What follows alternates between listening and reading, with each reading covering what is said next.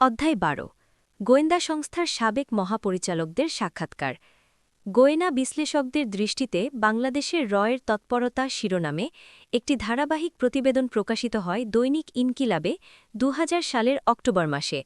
দীর্ঘদিনের প্রচেষ্টায় শেখক ডিজিএফআই ও এনএসআই এর সাবেক কর্মকর্তাদের সাক্ষাৎকার গ্রহণে সক্ষম হন।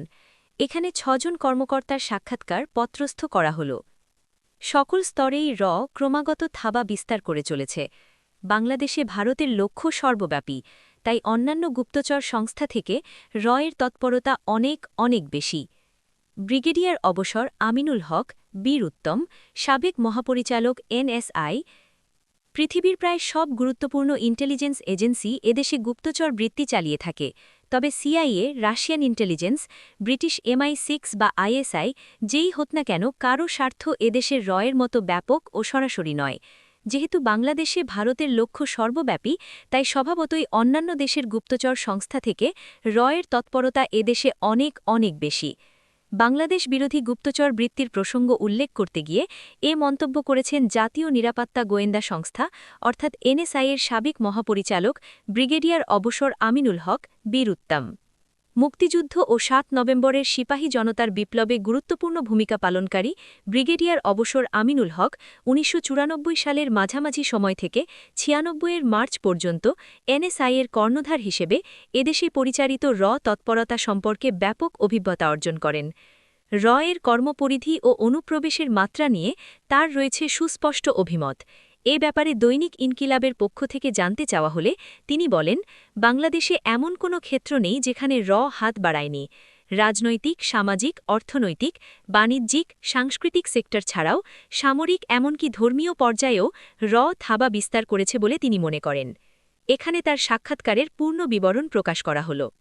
প্রশ্ন: আপনি একসময় বাংলাদেশের অন্যতম প্রধান গোয়েন্দা সংস্থা এনএসআই-এ মহাপরিচালক পদে নিয়োজিত ছিলেন। সেই অভিজ্ঞতার আলোকে এদেশের এর লক্ষ্য উদ্দেশ্য কী বলে আপনি মনে করেন? ব্রিগেডিয়ার আমিনুল: এদেশের এর লক্ষ্য উদ্দেশ্য ব্যাপক, তবে মূল উদ্দেশ্য হল ভারতের বাংলাভাষী রাজ্য পশ্চিমবঙ্গ ও বিচ্ছিন্নতাবাদ আক্রান্ত ৭ কন্যার মাঝে অবস্থিত বাংলাদেশকে তার প্রভাব বলয়ে রাখা, যাতে সেখানে ভারত বৈরী কোনো শক্তির সাথে এমন কোনো সম্পর্ক গড়ে না ওঠে যা এই অঞ্চলে ভারতের আধিপত্য বিস্তারের পথে বাধা হয়ে দাঁড়াতে পারে। অবশ্য ভারত এজন্য সবসময় বন্ধুভাবাপন্ন বাংলাদেশের কথা বলে। আসলে এই বন্ধুভাবাপন্ন কথার অর্থ হচ্ছে বাংলাদেশ এমন পররাষ্ট্রনীতি, সমরনীতি গ্রহণ করুক যা ভারতের নীতি আদর্শের সমান্তরাল। এরকম হলে বাংলাদেশ হবে দক্ষিণ এশিয়ায় ক্ষমতার ভারসাম্য ভারতের অনুকূলে রাখার অন্যতম পরিপূরক। ভারত যে বাংলাদেশের গৃহীত আদর্শকে তাদের পক্ষে দেখলেই কেবলমাত্র সন্তুষ্টি প্রকাশ করে থাকে, তার অন্যতম উদাহরণ হতে পারে ১৯৭১ সালের মুক্তিযুদ্ধকালীন ভারতীয় সংসদে প্রদত্ত ইন্দিরা গান্ধীর বক্তব্য। উল্লেখ্য, ৭১-এর শেষ দিকে পাক-ভারত যুদ্ধ শুরুর মুহূর্তে ইন্দিরা গান্ধী ভারতীয় পার্লামেন্টে বলেছিলেন যে আপনারা জেনে খুশি হবেন যে বাংলাদেশ সরকার ধর্মনিরপেক্ষতা, জাতীয়তাবাদ, গণতন্ত্র ও সমাজতন্ত্রকে তাদের সংবিধানের মূল নীতি হিসেবে গ্রহণ করেছে। বলার অপেক্ষা রাখে না, এ ৪ নীতি ছিল ভারতীয় সংবিধানে অনুসৃত নীতির অনুরূপ। এসব অবস্থা বিশ্লেষণ করে সংক্ষিপ্তাকারে এটাই বলা যায় যে ভারত চায় বাংলাদেশ তাদের পক্ষে থাকুক।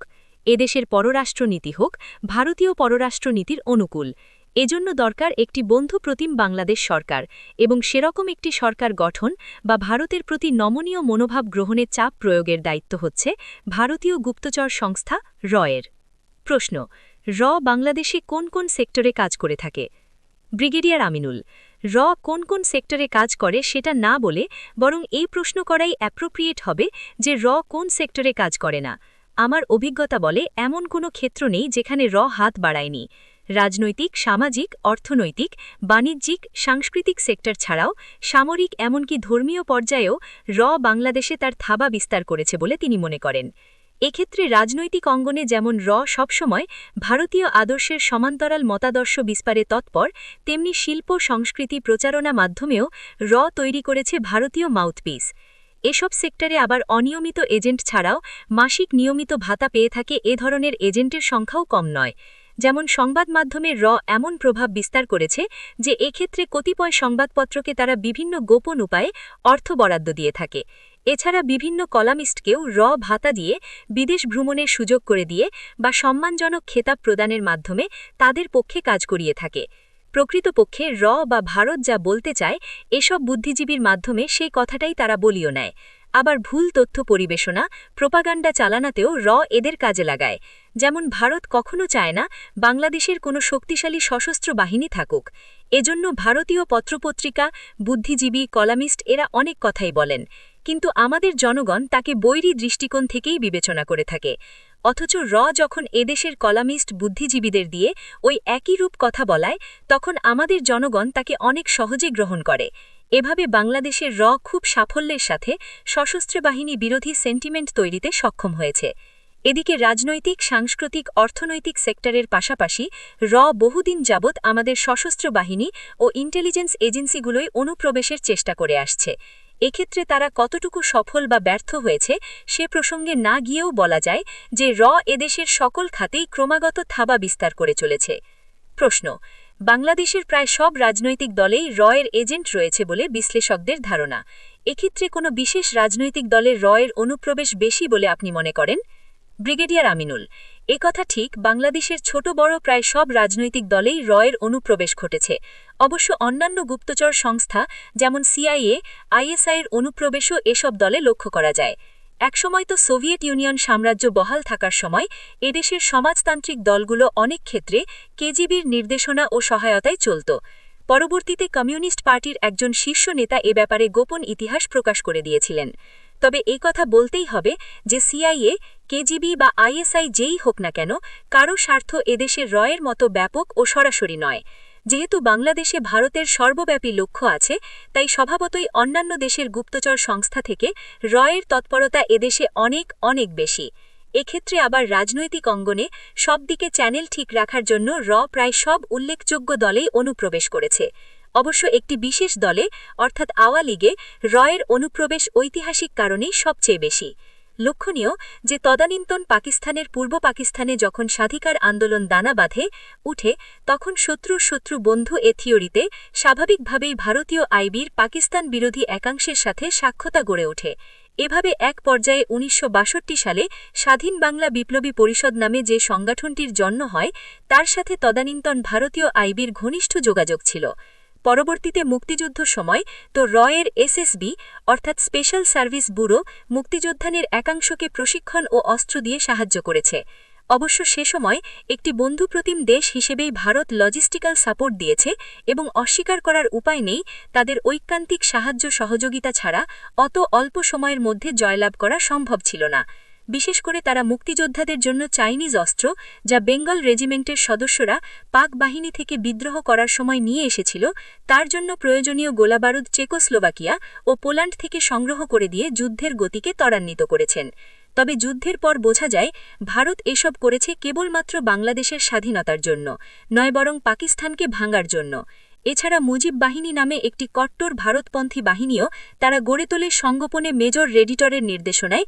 এমনকি আমরা যারা মুক্তিযুদ্ধের গুরুত্বপূর্ণ দায়িত্বে নিয়োজিত ছিলাম, তারাও জানতাম না মুজিব বাহিনীর সম্পর্কে। বাংলাদেশ স্বাধীন হবার পর স্বাধীনতাপ্রিয় দেশবাসী অবাক বিস্ময়ে লক্ষ্য করে মুজিব বাহিনীর কথিত মুক্তিযোদ্ধাদের প্রভাব প্রতিপত্তি। এও সবাই দেখল যে এদের নিয়েই গঠন করা হল রক্ষী বাহিনী। এদের প্রশিক্ষকও এলো ভারত থেকে। এ মুহূর্তে মেজর রেডিটরের নাম মনে পড়ছে। অথচ বাংলাদেশ সেনাবাহিনীর যথেষ্ট যোগ্যতা সম্পন্ন মুক্তিযোদ্ধা অফিসার ছিল, যাদেরকে সরকার সে সময় প্রশিক্ষক হিসেবে নিয়োগ দিতে পারত।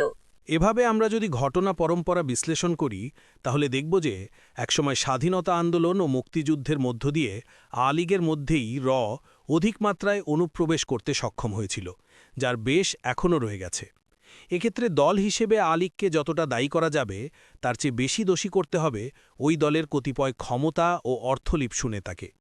কারণ এরা মনে করে ভারতের সাহায্য ছাড়া ক্ষমতায় যাওয়া ও টিকে থাকা সম্ভব নয়। এজন্য এরা সহজেই এর খপ্পরে পড়ে যায় এবং এদেরকে অনেক সময় প্রকাশ্যে সহায়তা করে থাকে। ১৯৭৫-এর পর বাংলাদেশের বিরুদ্ধে এভাবেই কাদেরিয়া বাহিনীকে অস্ত্র, শেল্টার গিয়ে সহায়তা করেছিল অশোক আর আয়না লিখিত ইনসাইড বইয়ে এ ব্যাপারে বিশদ বর্ণনা খুঁজে পাওয়া যাবে। বেগম জিয়ার শাসনামলেও দেখা গেছে এই সব এজেন্টদের মাধ্যমে বিভিন্ন কমিটি, ফোরাম দাঁড় করিয়েছে বাংলাদেশকে চাপের মধ্যে রাখার জন্য।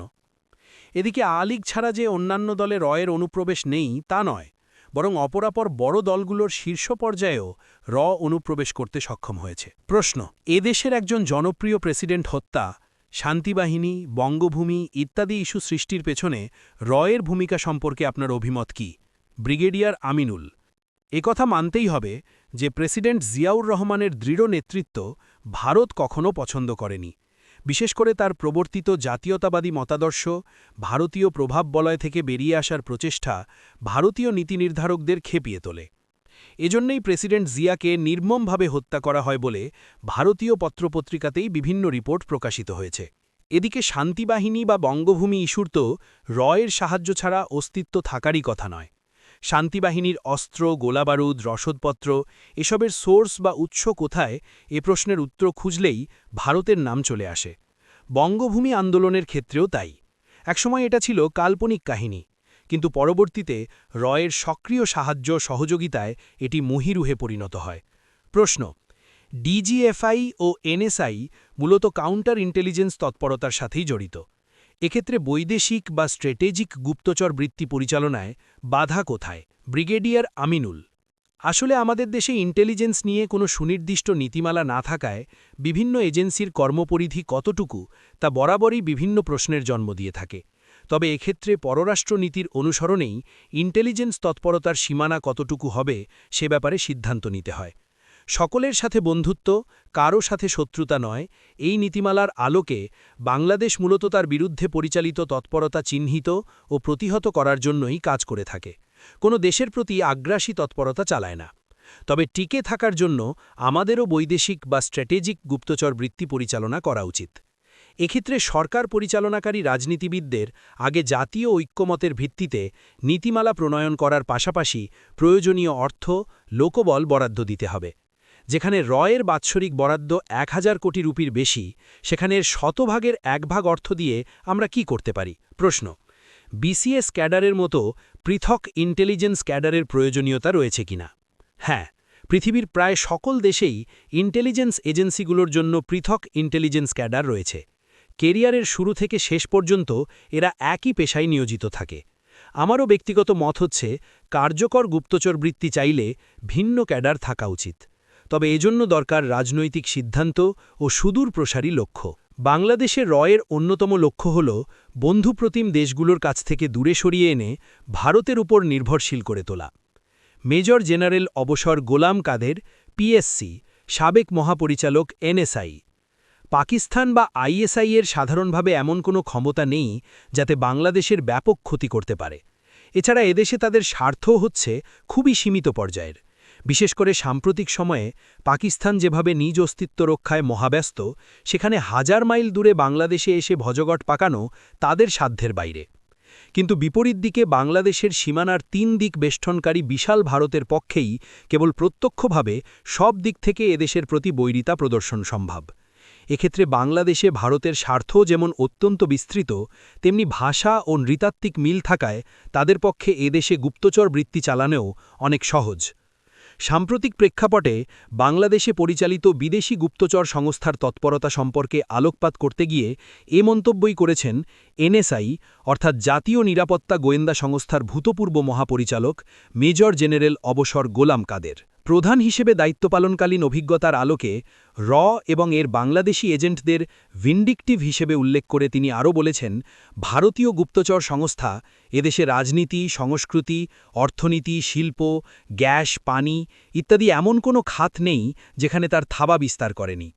এ ব্যাপারে দৈনিক ইনকেলাবকে দেওয়া এক সাক্ষাৎকারে মেজর জেনারেল গোলাম কাদের জানান, গোয়েন্দা সংস্থায় দায়িত্ব পালনকালীন তার অভিজ্ঞতার উল্লেখ করে যে একটা নির্দিষ্ট লক্ষ্য নিয়ে জন্মলগ্ন থেকে বিশেষ করে ১৯৭১-এর পর বাংলাদেশে বিস্তৃত পরিসরে গুপ্তচর কার্যক্রম পরিচালনা করে আসছে, যার মাত্রা বিগত বছরগুলোয় বৃদ্ধি পেয়েছে আশঙ্কাজনক হারে। এ উপমহাদেশের ক্ষমতার ভারসাম্য, রাজনৈতিক ও দূতনৈতিক মেরুকরণের প্রকৃতি বিবেচনায় বাংলাদেশে রয়ের লক্ষ্য এবং উদ্দেশ্য সম্পর্কে মেজর কাদেরের অভিমত হল, ভারতীয় নীতিনির্ধারক মহলে গৃহীত সিদ্ধান্ত অনুযায়ী কৌশলগত প্রভাব বিস্তারের লক্ষ্যে গোপন সহায়তা প্রদান করে থাকে।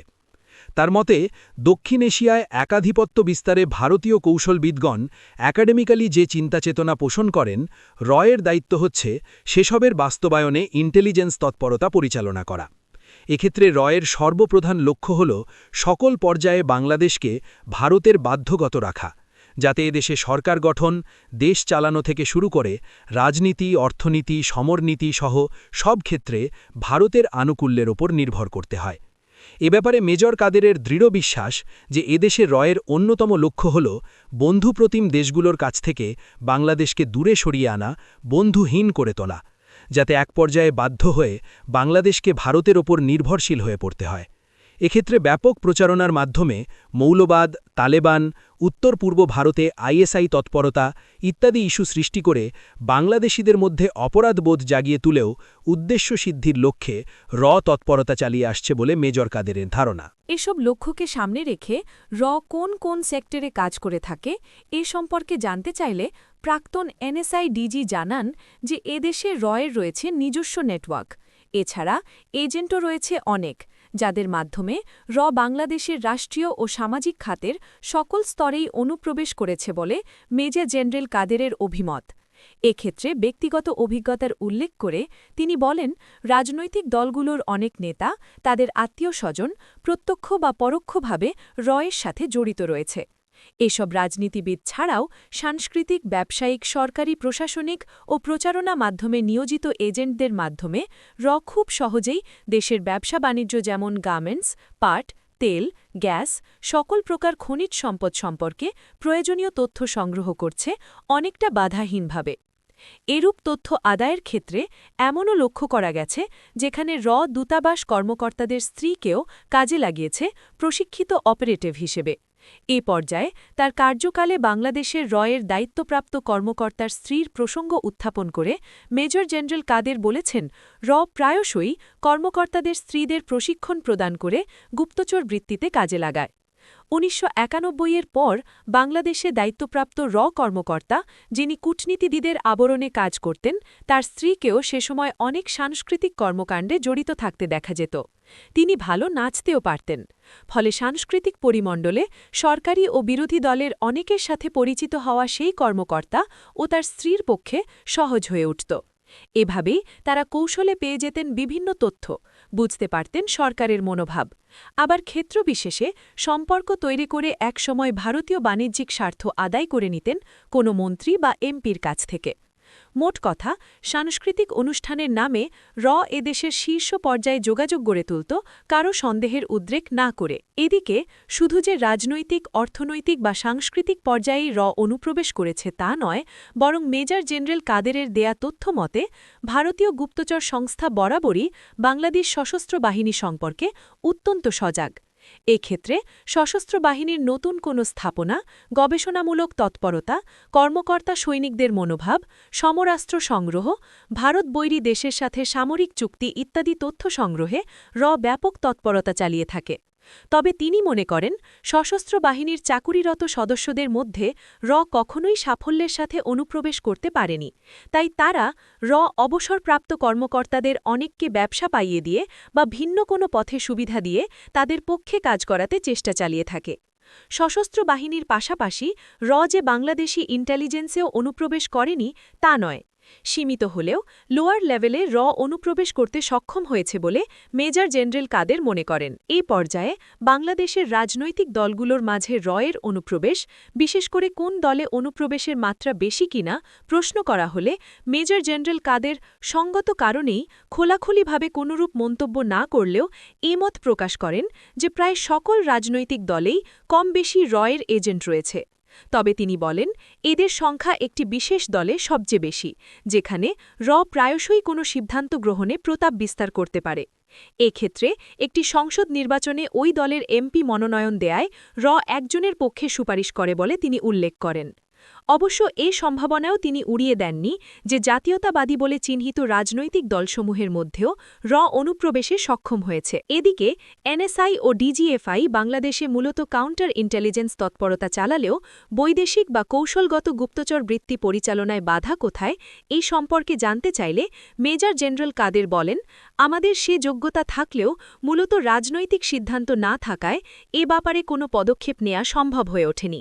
কারণ এনএসআই বা ডিজিএফআই এর প্রধান বা এর কর্মকর্তারা তো প্রশিক্ষিত অপারেটিভ হিসেবে এ পর্যায়ে তার কার্যকালে বাংলাদেশের এর দায়িত্বপ্রাপ্ত কর্মকর্তার স্ত্রীর প্রসঙ্গ উত্থাপন করে মেজর জেনারেল কাদের বলেছেন, প্রায়শই কর্মকর্তাদের স্ত্রীদের প্রশিক্ষণ প্রদান করে গুপ্তচর বৃত্তিতে কাজে লাগায়। ১৯৯১-এর পর বাংলাদেশে দায়িত্বপ্রাপ্ত কর্মকর্তা, যিনি কূটনীতিবিদের আবরণে কাজ করতেন, তার স্ত্রীকেও সে সময় অনেক সাংস্কৃতিক কর্মকাণ্ডে জড়িত থাকতে দেখা যেত। তিনি ভালো নাচতেও পারতেন। ফলে সাংস্কৃতিক পরিমণ্ডলে সরকারি ও বিরোধী দলের অনেকের সাথে পরিচিত হওয়া সেই কর্মকর্তা ও তার স্ত্রীর পক্ষে সহজ হয়ে উঠত। এভাবেই তারা কৌশলে পেয়ে যেতেন বিভিন্ন তথ্য, বুঝতে পারতেন সরকারের মনোভাব। আবার ক্ষেত্রবিশেষে সম্পর্ক তৈরি করে একসময় ভারতীয় বাণিজ্যিক স্বার্থ আদায় করে নিতেন কোনো মন্ত্রী বা এমপির কাছ থেকে। মোট কথা, সাংস্কৃতিক অনুষ্ঠানের নামে এদেশের শীর্ষ পর্যায়ে যোগাযোগ গড়ে তুলত কারও সন্দেহের উদ্রেক না করে। এদিকে শুধু যে রাজনৈতিক, অর্থনৈতিক বা সাংস্কৃতিক পর্যায়েই অনুপ্রবেশ করেছে তা নয়, বরং মেজর জেনারেল কাদেরের দেয়া তথ্য মতে ভারতীয় গুপ্তচর সংস্থা বরাবরই বাংলাদেশ সশস্ত্র বাহিনী সম্পর্কে অত্যন্ত সজাগ।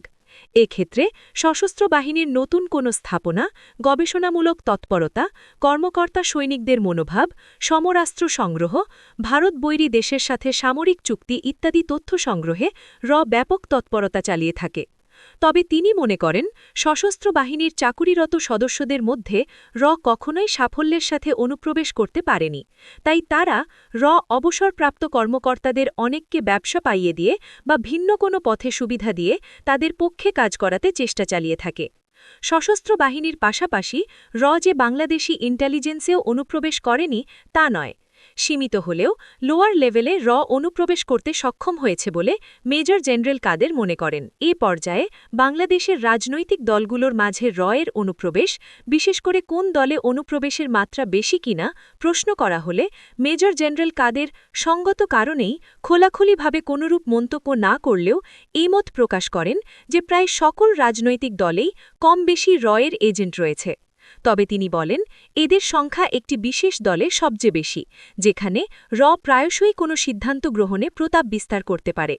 এক্ষেত্রে একটি সংসদ নির্বাচনে ওই দলের এমপি মনোনয়ন দেয়ায় একজনের পক্ষে সুপারিশ করে বলে তিনি উল্লেখ করেন।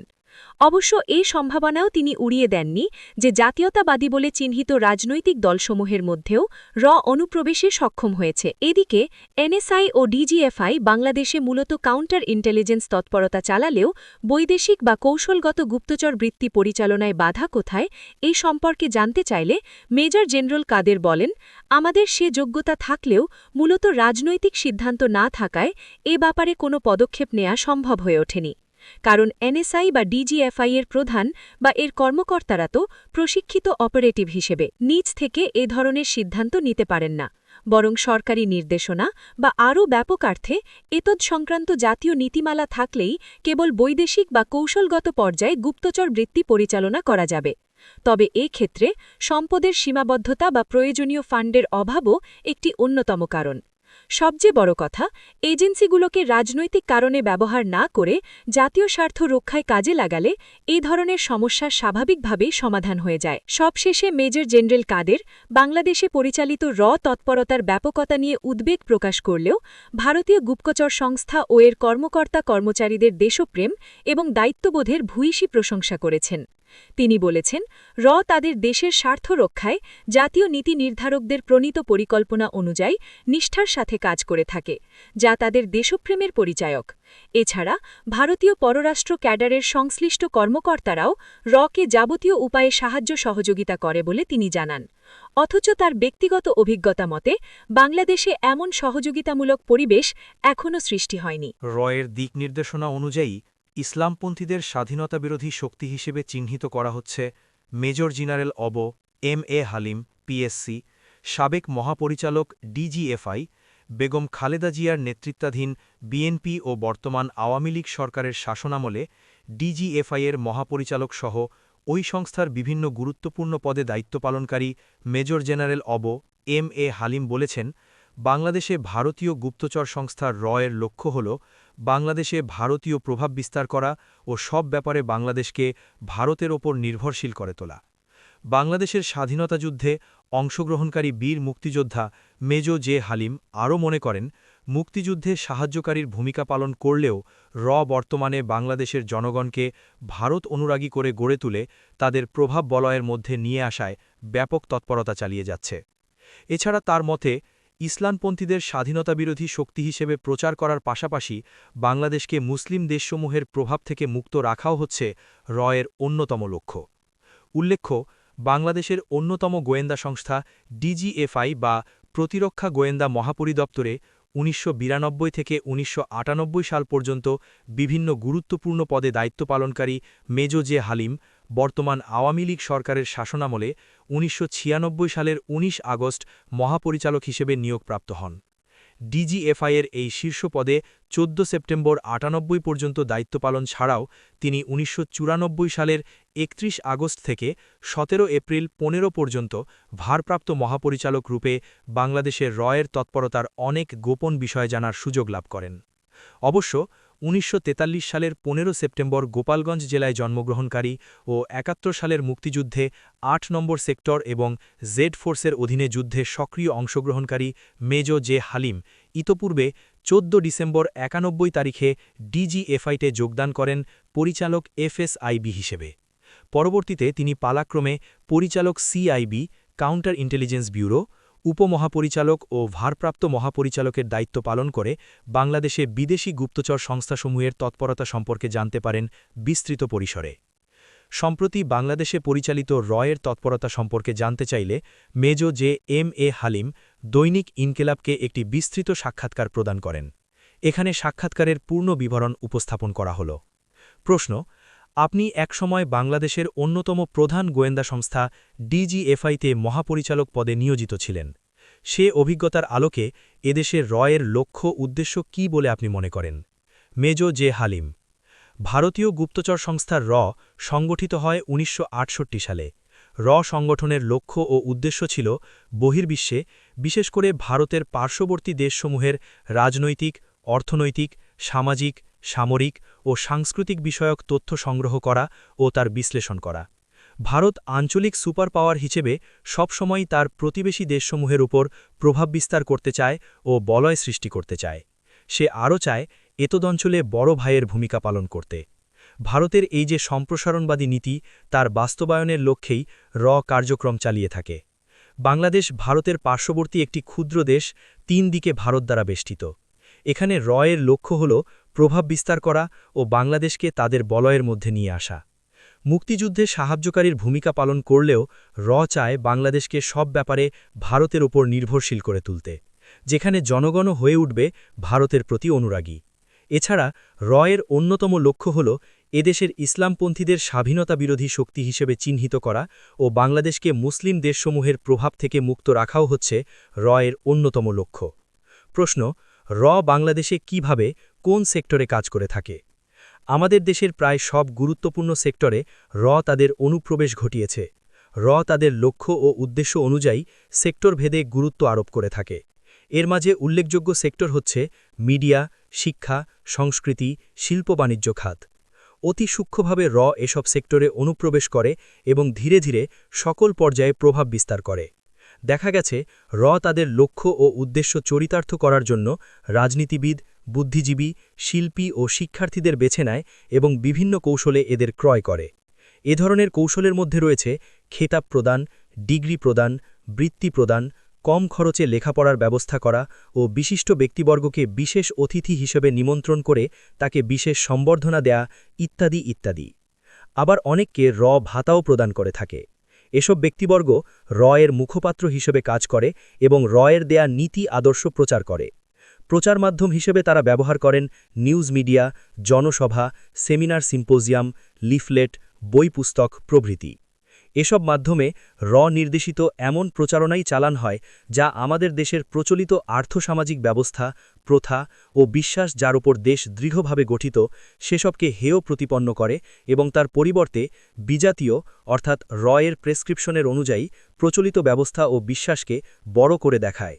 এছাড়া ও তার এজেন্টরা দেশের নিরাপত্তা বাহিনী সম্পর্কেও অপপ্রচার করে থাকে। এক্ষেত্রে নিরাপত্তা বাহিনীর ছোটখাটো ভুলভ্রান্তি খুব বড় করে জনসম্মুখে উপস্থাপন করে জনগণকে নিরাপত্তা বাহিনী সম্পর্কে বিভ্রান্ত করে তোলা হচ্ছে এর অন্যতম অপকৌশল। এদিকে ভারত কখনোই চায়নি যে স্বাধীন বাংলাদেশে কোনো সামরিক বাহিনী থাকুক। আজকাল প্রায়ই কিছু বুদ্ধিজীবী, কলামনিস্ট, রাজনীতিবিদকে বলতে শোনা যায় বাংলাদেশে সশস্ত্র বাহিনীর কোনো প্রয়োজন নেই। মজার ব্যাপার হলো এই স্লোগানটি হচ্ছে এর, কিন্তু উচ্চারিত হচ্ছে বাংলাদেশিদের মুখ থেকে। এদিকে সাম্প্রতিককালে উত্তর পূর্ব ভারতের গেরিলা তৎপরতায় বাংলাদেশ সহায়তা দিচ্ছে এমন প্রচারণা চালিয়ে আসছে। বাংলাদেশে ভারতীয় গেরিলাদের প্রশিক্ষণ শিবির আছে এ জাতীয় অভিযোগ তুলে তারা মূলত আমাদের মাঝে অপরাধ বোধ জাগিয়ে তুলতে চায়। আমি যখন ডিজিএফআই তখন ভারতীয় পক্ষ থেকে জানানো হয় যে বাংলাদেশের কিছু চিহ্নিত এলাকায় উলফা গেরিলাদের প্রশিক্ষণ ক্যাম্প আছে, কিন্তু পরবর্তীতে তদন্ত করে দেখা গেছে এসবই ভুল ইনফরমেশনের ওপর ভিত্তি করে প্রদান করা হয়েছে। প্রশ্ন: অস্বীকার করার উপায় নেই, ৭১-এর মুক্তিযুদ্ধে আমাদের সাহায্য সহযোগিতা করেছে, কিন্তু ৭১-এর পর এরা এতটা বৈরিতা শুরু করল কেন? যুক্তিযুদ্ধে এর সাহায্যে আমরা উপকৃত হয়েছি, এটা অস্বীকার করার উপায় নেই। তবে এই সাহায্য ছিল একটি পূর্ব পরিকল্পিত সমন্বিত গোয়েন্দা কার্যক্রমের অংশবিশেষ। মুক্তিযুদ্ধকালীন ভারতের স্ট্র্যাটেজিক প্ল্যান অনুযায়ী বাংলাদেশের জন্য ইন্টেলিজেন্স প্ল্যান প্রণয়ন করে। সেক্ষেত্রে স্বতঃস্ফূর্তভাবে বিনা স্বার্থে তাদের সাহায্যের হাত বাড়িয়ে দেয়নি, বরং বাংলাদেশকে স্বাধীন করার চাইতে চিরশত্রু পাকিস্তানকে দ্বিখণ্ডিত করায় ভারত অধিক মাত্রায় সচেষ্ট ছিল। ভারত চেয়েছিল স্বাধীন বাংলাদেশে তার প্রভাব বলয় সৃষ্টি করে বাংলাদেশকে ভারতমুখী ও তাবেদার রাষ্ট্রে পরিণত করবে, যেখানে রাজনৈতিক, অর্থনৈতিক, বাণিজ্যিক অর্থাৎ সকল ক্ষেত্রে ভারত প্রদত্ত নীতিমালার অনুসরণ করবে বাংলাদেশ। কিন্তু স্বাধীনতাপ্রিয় এ জাতি সেটা মেনে নেয়নি। সেজন্যই দুদেশের সম্পর্কের বৈরিতা শুরু হয়েছে ৭১-এর পর থেকে। প্রশ্ন: এদেশের একজন জনপ্রিয় প্রেসিডেন্ট হত্যা, শান্তিবাহিনী, বঙ্গভূমি ইত্যাদি ইস্যু সৃষ্টির পেছনে এর ভূমিকা সম্পর্কে আপনার অভিমত কি? মেজর জেনারেল হালিম: কোনো কোনো মহল থেকে শোনা যায় যে প্রেসিডেন্ট জিয়ার হত্যার নেপথ্যে এর ভূমিকা ছিল। এমনও জনশ্রুতি আছে যে ইন্দিরা গান্ধীর সময় জিয়া হত্যার পরিকল্পনা করা হয় এবং মোরারজি দেশাইয়ের সময় সে পরিকল্পনা বাতিল করা হয়। কংগ্রেস আবার ক্ষমতায় এসে পরিকল্পনাটি পুনর্জীবিত করে। তবে এসব বক্তব্যের সপক্ষে কোনো তথ্য বা প্রমাণাদি নেই, যাতে নিশ্চিত করে বলা যাবে যে প্রেসিডেন্ট জিয়া হত্যায় নেপথ্যের ভূমিকায় ছিল শান্তিবাহিনী এবং বঙ্গভূমি আন্দোলন নিঃসন্দেহে এর সৃষ্ট। এদের সক্রিয়ভাবে সাহায্য করে থাকে, এর সপক্ষে যথেষ্ট তথ্য প্রমাণ রয়েছে। শান্তিবাহিনী ও বঙ্গভূমির কার্যক্রম পরিকল্পনা ও পরিচালনা এর দায়িত্বে হয়ে থাকে। এমনকি আন্তর্জাতিক পর্যায়ে শান্তিবাহিনী এবং বঙ্গভূমির সপক্ষে বিশ্ব জনমত গড়ে তোলার জন্যেও সভা সেমিনারের আয়োজন করে থাকে। প্রশ্ন: আমরা জানি বাংলাদেশের প্রায় সব রাজনৈতিক দলের মধ্যেই এর এজেন্ট রয়েছে। এক্ষেত্রে কোন বিশেষ দলে এদের অনুপ্রবেশ বেশি বলে আপনার ধারণা? মেজর জেনারেল হালিম: সত্যি কথা বলতে প্রতিটি রাজনৈতিক দলের ভেতরেই এর এজেন্ট রয়েছে। যেসব রাজনৈতিক দল বা যেসব সংগঠনের মতাদর্শ বা মনোভাব ভারতের মতাদর্শ বা মনোভাবের অনুকূলে, তাদের সঙ্গে এর খুব সহজে ইন্টারঅ্যাকশন ওঠে। এক্ষেত্রে কষ্ট করে বা খড়কুটো পুড়িয়ে এজেন্ট দিয়ে অনুপ্রবেশ করার কোনো প্রয়োজন হয় না। এদিকে এদেশের সচেতন সবাই জানে যে ৭৫-এর পট পরিবর্তনের পর আওয়ামী লীগের অনেক নেতা ভারতে আশ্রয় গ্রহণ করে ও দীর্ঘকাল সেখানে অবস্থান করেন। এদের মধ্য থেকেই সৃষ্টি করে কাদেরিয়া বাহিনী, যাদের অস্ত্র, প্রশিক্ষণ, অর্থ দিয়ে সাহায্য করে ভারত। এছাড়া আরও অনেকের সাথে তখন এর যোগাযোগ গড়ে উঠেছিল। প্রশ্ন: জানামতে ডিজিএফআই ও এনএসআই মূলত কাউন্টার ইন্টেলিজেন্স তৎপরতা চালিয়ে থাকে। এক্ষেত্রে বৈদেশিক বা স্ট্র্যাটেজিক সুপ্তচরবৃত্তি চালানোয় বাধা কোথায়? মেজর জেনারেল হালিম: কোনো বাধা নেই। ডিজিএফআই এবং এনএসআইতে একটি শাখা রয়েছে এই ধরনের কার্যক্রম চালানোর জন্য, কিন্তু এদের কার্যক্ষমতা খুবই সীমিত।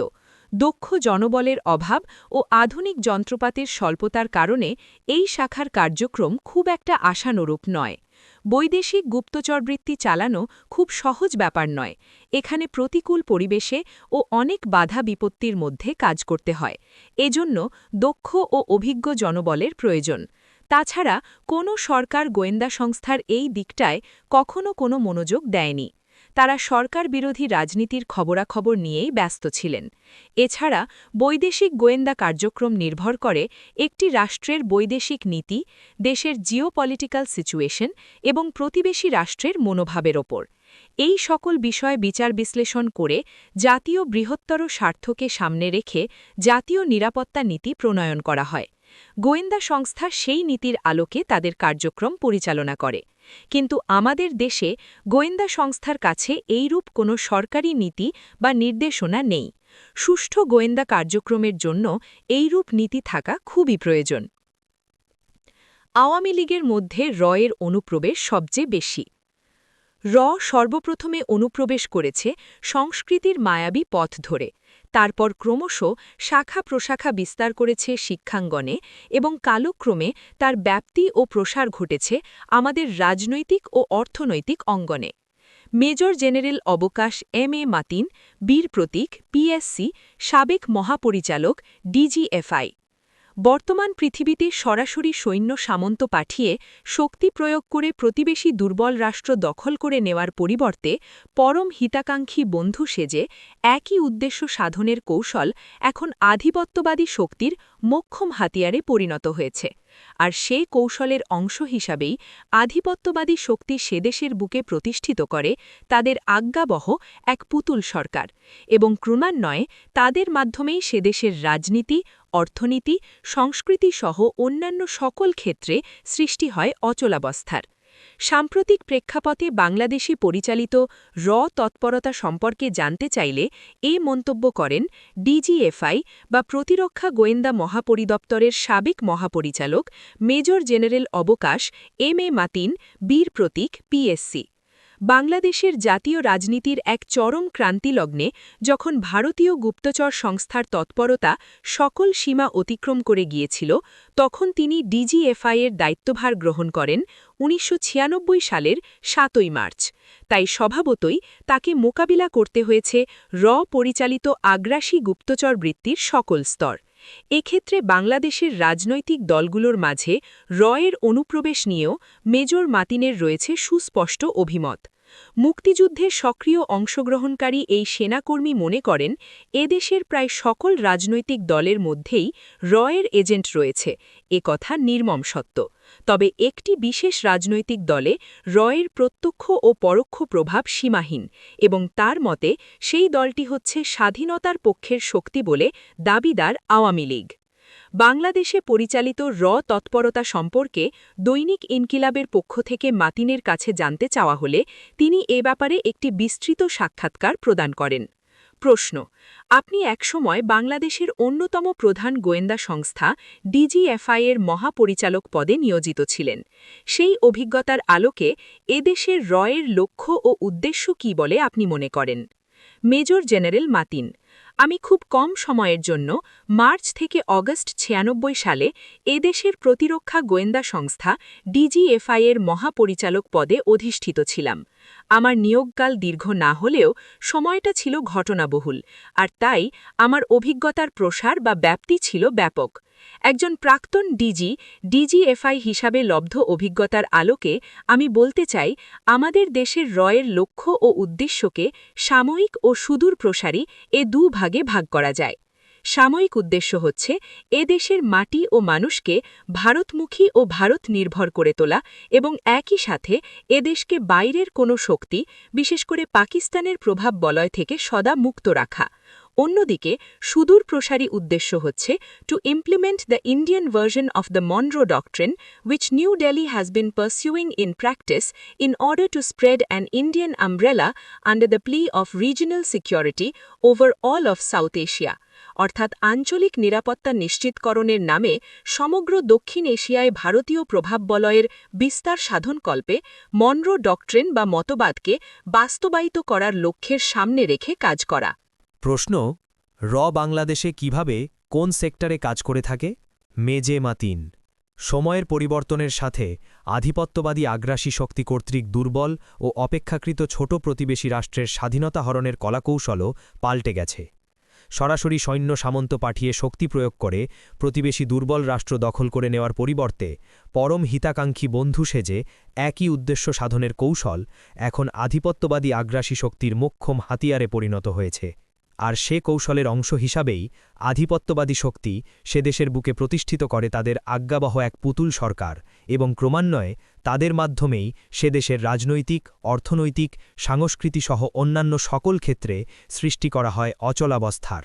শক্তিশালী প্রচার মাধ্যম ব্যবহার করে সে দেশের জাতীয় ঐক্যে ফাটল ধরানোর পাশাপাশি জাতিকে বিভক্ত করে তাকে পারস্পরিক হানাহানি ও দ্বন্দ্ব সংঘাতে লিপ্ত করার মাধ্যমে মনোবল তথা প্রতিরোধ ক্ষমতাকে বিনষ্ট করা হয়। এমনি অবস্থায় আগ্রাসী শক্তির আজ্ঞাবাহীরা সিন্দেবাদের ভূতের মতোই জাতির ঘাড়ে দৃঢ়ভাবে চেপে বসে। ফলে এমন এক সময় আসে যখন আষ্টেপিষ্টে বাঠা অসহায় সে জাতি নিজের অজান্তেই নিজেকে সঁপে দেয় আধিপত্যবাদী শক্তির ইচ্ছার কাছে। এমনিভাবে এক অস্থিতিশীল কৃত্রিম রাজনৈতিক পরিবেশ সৃষ্টির প্রেক্ষাপটে ভারত তার প্রতিবেশী রাষ্ট্র সিকিমকে গ্রাস করেছিল।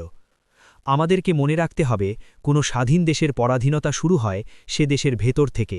সিকিমের স্বাধীনতা কোনো বিদেশি বিকিয়ে দেয়নি, বিকিয়ে দিয়েছিল সে দেশেরই সন্তান লেনদুব দর্জি ও তার কতিপয় সহযোগী নির্বাচিত সংসদ সদস্য। ১৯৬৭ সালে নির্বাচনের পর ১৮টি নির্বাচিত আসনের মধ্যে সিকিম ন্যাশনাল কংগ্রেস ৮টি আসনে জয়লাভ করে, সিকিম ন্যাশনাল পার্টি ৫টি এবং ভারতের অনুগত সিকিম স্টেট কংগ্রেস ১টি এবং অন্যান্য দল ৩টি আসন লাভ করে। এছাড়া চগিয়ালের হাতে থাকে ৬টি আসনে মনোনয়ন প্রদানের ক্ষমতা। এ ফলাফল ভারতের মনপুত হয়নি। ভারতীয় গোয়েন্দা সংস্থা সিকিমে সক্রিয় হয়ে পড়ে। শুরু হয়ে যায় তথাকথিত গণতন্ত্রের নামে সংগ্রাম। এজেন্টরা তথাকথিত গণতান্ত্রিক সরকার প্রতিষ্ঠার জন্য সংগ্রামরত ব্যক্তিবর্গের সাথে ঘনিষ্ঠভাবে যোগাযোগ স্থাপন করে। সিকিমের স্বাধীন অস্তিত্ব রক্ষায় লড়াইরত চগিয়ালকে অপসারণের দাবিতে জনগণকে উস্কানি প্রদান করা হয়। সিকিম স্টেট কংগ্রেসের নেতা কাজী লেনদুব দর্জি তখন এর হাতের পুতুল। তথাকথিত গণতান্ত্রিক আন্দোলনের নামে চগিয়ালকে ক্ষমতাচ্যুত করার লক্ষ্যে সিকিমে রাজনৈতিক অস্থিরতা ক্রমশ বৃদ্ধি পায়। ১৯৭৪ সালের ২৩ এপ্রিল সিকিমে নির্বাচন অনুষ্ঠিত হয়। ভারতীয় সহযোগিতায় কাজী লেনদুব দর্জির সিকিম স্টেট কংগ্রেস ৩২টি আসনের মধ্যে ৩১টি আসন লাভ করে। লেনদুব দর্জি মুখ্যমন্ত্রী হন। মন্ত্রিসভা গঠনের পরপরই তিনি সিকিমকে ভারতের হাতে তুলে দিতে ব্যস্ত হয়ে ওঠেন। ১৯৭৫ সালের ১০ এপ্রিল সিকিমকে ভারতের অঙ্গরাজ্য হিসাবে তুলে দেওয়ার লক্ষ্যে সিকিম জাতীয় পরিষদে একটি প্রস্তাব গৃহীত হয়। উক্ত প্রস্তাবে বলা হয়, এখন থেকে চগিয়ালের পদ বিলোপ করা হল এবং এই মুহূর্ত থেকে সিকিম ভারতের সাংবিধানিক অংশ হিসাবে পরিগণিত হবে। পরিশেষে ১৯৭৫ সালের ২৬ এপ্রিল ভারতীয় পার্লামেন্ট কর্তৃক পাশকৃত ৩৮তম সংশোধনী বলে সিকিম ভারতের ২২তম অঙ্গরাজ্য হিসাবে পরিগণিত হয়। সিকিমে পরিচালিত অপারেশনের সাফল্যে অনুপ্রাণিত হয়ে প্রতিবেশী ভারত বাংলাদেশের ক্ষেত্রেও একই কৌশল অনুসরণ করছে বলে মনে হয়। সিকিমে তারা জনসাধারণকে বাদ দিয়ে প্রথমে ক্রয় করেছিল সেদেশের শীর্ষস্থানীয় রাজনৈতিক নেতা বা পলিটিক্যাল এলিটদের, কারণ সিকিমের মতো পশ্চাৎপদ দেশের রাজনৈতিক অঙ্গনে তারাই ছিল রাজনীতির মূল খেলোয়াড়। তবে রাজনৈতিক কেনাবেচার বাজারে সিকিমের চেয়ে আমাদের দেশের অবস্থা কিছুটা ভিন্নতর। এখানে পলিটিক্যাল এলিটদের পাশাপাশি আমাদের শিক্ষা ও সাংস্কৃতিক অঙ্গনের বুদ্ধিজীবী নামধারী এলিটরাও গুরুত্বের দিক থেকে মোটেই পিছিয়ে নেই। এদেশের বুকে ভারতীয় প্রভাব বলয় ও আধিপত্য বিস্তারের লক্ষ্যে ভারতীয় কুখ্যাত গুপ্তচর সংস্থা অত্যন্ত সূক্ষ্মভাবে সর্বপ্রথম অনুপ্রবেশ করেছে আমাদের কালচার বা সংস্কৃতির মায়াবী পথ ধরে। তারপর ক্রমশ শাখা প্রশাখা বিস্তার করেছে আমাদের শিক্ষাঙ্গনে এবং কালক্রমে তার ব্যাপ্তি ও প্রসার ঘটেছে আমাদের রাজনৈতিক ও অর্থনৈতিক অঙ্গনে। আর তাই আজ আমরা দেখতে পাচ্ছি আধিপত্যবাদী মনোভাবাপন্ন আমাদের প্রতিবেশী রাষ্ট্র ভারত এদেশের রাজনৈতিক অঙ্গনে বিনিয়োগের পাশাপাশি শিক্ষা ও সাংস্কৃতিক পরিমণ্ডল সহ মিডিয়া জগতে বিনিয়োগ করে যাচ্ছে মুক্ত হস্তে। ফলশ্রুতিতে এদেশের রাজনৈতিক, আর্থসামাজিক, শিক্ষা ও সংস্কৃতি সহ মিডিয়া অঙ্গনে ভারত পরম যত্নে গড়ে তুলেছে তাদের তল্লিবাহী স্বার্থান্বেষী দোসর এবং একান্ত সুবিধাবাদী সহযোগী চক্র, যাদের সক্রিয় সহযোগিতায় এদেশের শিক্ষা, শিল্প, সাহিত্য, এমনকি তাহাজিব ও তমদ্দুলের উপর নিরন্তর আঘাত হানা হচ্ছে। অশিক্ষা, কুশিক্ষা, অপশাসন, অপকৃষ্টি ও অপসংস্কৃতিতে দেশ আজ ছেয়ে গেছে। নানা ফন্দি ফিকির ও চক্রান্তের বেড়াজালে এদেশকে আটকে দিয়ে পরমুখাপেক্ষী করে তোলা হচ্ছে। বাংলাদেশের রাজনৈতিক ও সামাজিক জীবনের সকল ক্ষেত্রে ভারতের তাবেদার সৃষ্টির লক্ষ্যে এদেশীয় এজেন্ডের মাধ্যমে আমাদের সাধারণ মানুষ, বিশেষ করে নতুন প্রজন্মের তরুণ তরুণীদের মাঝে বিজাতীয় সংস্কৃতির বীজ রোপণ করে যাচ্ছে অবিরত। ৭১ বন্ধু বেশে এদেশে আগমনের প্রেক্ষিতে আমাদের প্রতিবেশী রোপিত সে বীজ কালক্রমে অঙ্কুরিত হয়, ক্রমশ তা চারিদিকে ডালপালা ও শাখা প্রশাখা বিস্তার করে আজ আকার ধারণ করেছে এক মহীরুহের, পরিণত হয়েছে এক বিশাল বটবৃক্ষে। তাই তো আজ আবার দুই বাংলা এক হওয়ার আবেগময় ভাষণ শোনা যাচ্ছে, সীমান্ত পার হয়ে এসো গান শোনা যাচ্ছে। রাজনৈতিকভাবে দেশের স্বাতন্ত্র্যকে মুছে ফেলার জন্য দেশের ১/১ ভূখণ্ড পার্বত্য চট্টগ্রামকে অন্যের দখলাধিকারে ছেড়ে দেওয়া হয়েছে। এদেশের বুকের উপর দিয়ে ভারতের মতো আগ্রাসী শক্তিকে করিডোর দেওয়ার ব্যবস্থা পাকাপোক্ত করা হচ্ছে। বলার অপেক্ষা রাখে না, ভারত অনুসৃত কথিত কৌশলের পথ ধরেই আজ আমাদের বুদ্ধিজীবী সমাজের একটি চিহ্নিত অংশ বাংলাদেশের সশস্ত্র বাহিনী রাখার যৌক্তিকতা নিয়ে প্রশ্ন তুলেছেন। আমাদের কষ্টার্জিত স্বাধীনতাকে সুরক্ষিত করার প্রয়াসে আমাদের প্রতিরক্ষা ব্যবস্থাকে জোরদার করার প্রসঙ্গ উত্থাপিত হলে তাদেরকে বলতে শোনা যায়, আমাদের কোনো শত্রু নেই, ফলে প্রয়োজন নেই কোনো মজবুত প্রতিরক্ষা ব্যবস্থার। তারা প্রকাশ্যেই বলছেন, আমরা বিশাল ভারত দ্বারা পরিবেষ্টিত। ভারতের রয়েছে বর্তমান বিশ্বের চতুর্থ বৃহৎ সশস্ত্র বাহিনী।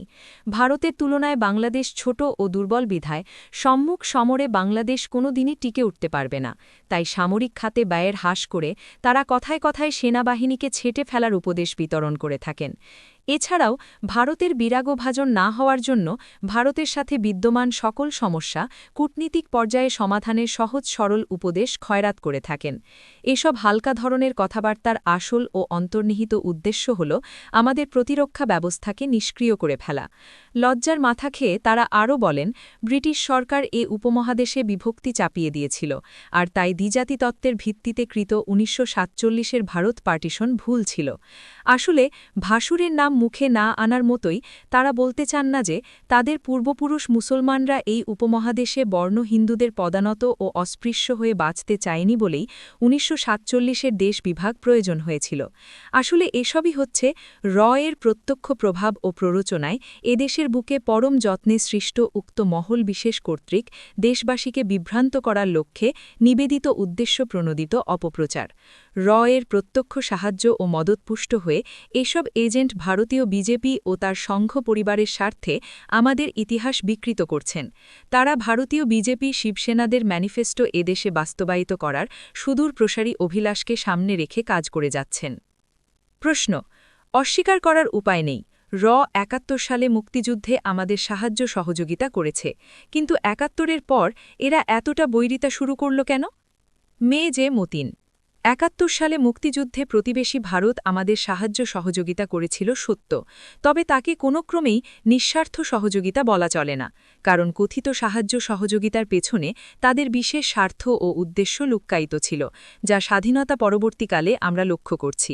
আর তাই বলা চলে যে উদ্দেশ্য ও লক্ষ্য সামনে রেখে তারা আমাদের সাহায্য সহযোগিতা করেছিল, সে আশা পূরণ হয়নি বলেই ভারত আজ বাংলাদেশকে বৈরী প্রতিবেশী বলে ভাবতে শুরু করেছে।